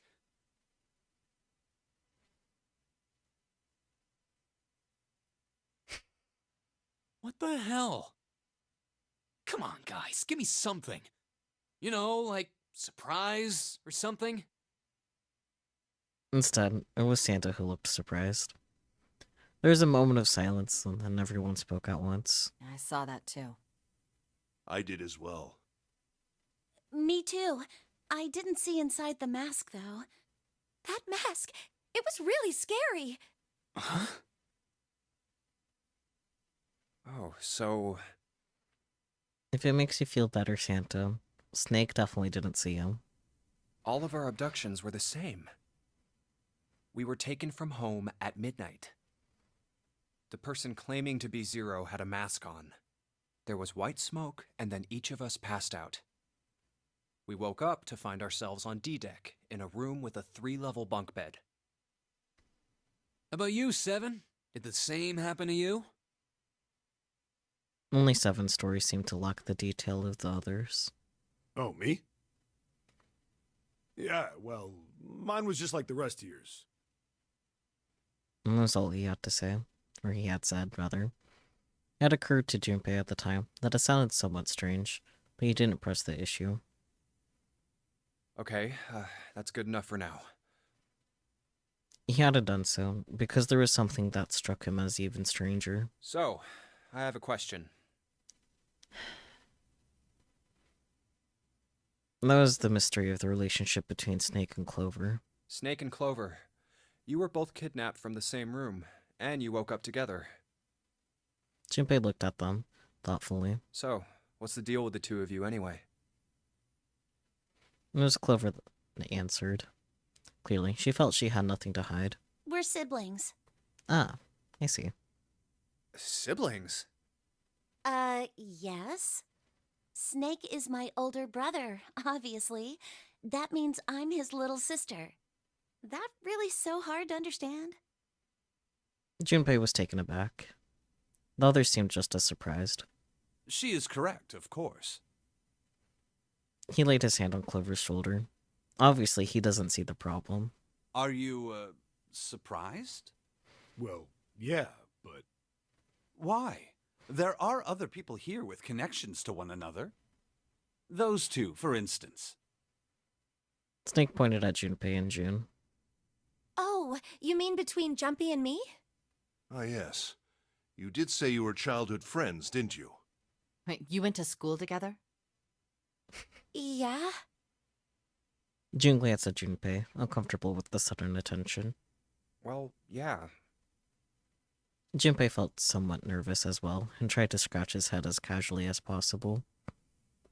Hey, you think maybe we could figure out who Zero is this way? Yeah, you're right. You connect the dots between the victims, and that leads you to the perp. Textbook stuff. Junpei, June, does any of this ring a bell? Huh, ring a bell. Ring a bell? They looked at one another. And like it was staged, they both tilted their neck at the same time. Well, perhaps you went to school with the son of a multimillionaire. A millionaire? Son? Well, someone bought this boat and set up all of this. Whoever Zero is, they must be incredibly rich. Well, we can't be sure of that. He could have stolen the boat. To me, this seems as though it's the work of an organization, not an individual. Hmm. Most likely, Zero is simply the representative of a larger group. What sort of organization? It could be a number of things. An army, perhaps, or a research group. Perhaps this is all some sort of psychological experiment. Could be. If it is, then it's a pretty fucked up experiment. Yeah, that's how most psychological experiments are. I mean, come on! A guy's dead! Uh-huh. The word dead hung in the air heavy and ominous. The room went quiet again. I don't know who the hell this Zero asshole is, but I know for sure he's gotta be pretty fucked up in the head to do all this. Uh-huh. If this was all one guy, then he's got some serious issues. Even with the spectra of death hanging over them, the discussions continued for some time. Spectre. I know how to read words. Sometimes. Cloak. I thought we were finished with that topic. But then what should we do? We should talk it through. Oh my god, enough! All we're doing is talking! Uh-huh. Santa threw up his hands, his voice filled with irritation. Okay. That wasn't me, that was the game. Talking won't solve anything! It can't help us find our way out of here! Really sure you want to just sit around? We've only got 7.5 hours left. We already wasted an hour and a half of our 9 hours. Yippee. Everyone there was already on the edge of panic. When Santa told them, Hunt only made that feeling more intense. Once you get to the next big decision, it's a good time to stop. Thank you for that information. Appreciate. No one was willing to argue this time. You're right. Very well then. There's only one way for us to proceed. Sure not gonna be fun running around knowing we gotta jump when Zero says jump. Well, it's stupid to just sit around here doing nothing. True. Thanks to Snake's card, at least we have some idea of how this all works. Correct. And so long as we all follow the rules, we will most likely be all right. But But what? who's going to go in which door? June looked toward the numbered doors. Oh yeah, that's right. We can't have any more than 5 people in one door. All 8 of us can't go in the same door. Then it would seem we will have to split up. Wait, Lois looked terrified. I'm telling you now, there is no way in hell that I'm going into door 5. Fair, I guess. There is a ugly dead body there. Come on now, don't be selfish. Call me whatever the hell you want. I'm not going in there. Valid. If I'm going to have to walk through all that blood, then I'd rather stay here. Valid. And we were doing so well. He shook his head sadly. Sorry, but I ain't going in there either. Someone else can go into door 5. Alright. Oh, Santa, not you too. Hey man, I just bought these shoes. Priorities. If you think I'm getting some creepy dude's blood all over him, you got another thing coming. And that was the last straw. What the hell, man? Weren't you the one who kept saying we should get going? Yeah, so? Doesn't mean I wanted to go into door 5. Fair, I guess. Oh, God. There was an awkward silence. Finally, Seven spoke. Fine, I'll go into door 5. I can't go in there alone, though. Well, obviously. Anyone else willing to come with me? And there was another long silence. This time Snake was the one to break it. I'll go. What? Don't worry. You'll be fine. We may part now, but I'm certain we'll meet again later. How do you know that? Because I do. That's not an answer! I mean, If you're going, I'm going too. I'm going into door 5. What am I going to do with you? There's nothing you have to do. he stepped forward.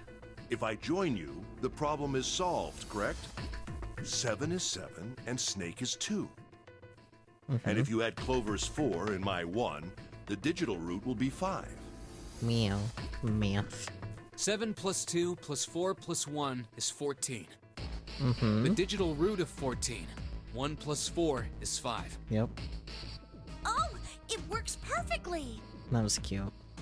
The 4 of us can go into door 5. Wait. What about the other 4? What's their digital root gonna be? Santa could do math, just can't read. Yeah. Junpei did a quick mental calculation. Lotus, Santa, June, and me. Our bracelet numbers are 8, 3, 6, and 5. 8, 3, 6, 5. What would our digital root be?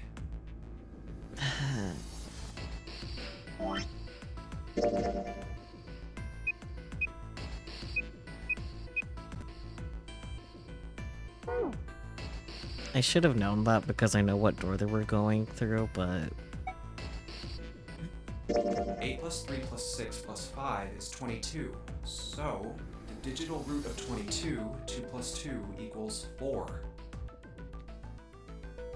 he repeated what he determined. It's 4.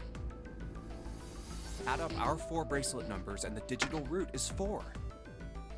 Then we can go into door 4. Yeah. Huh.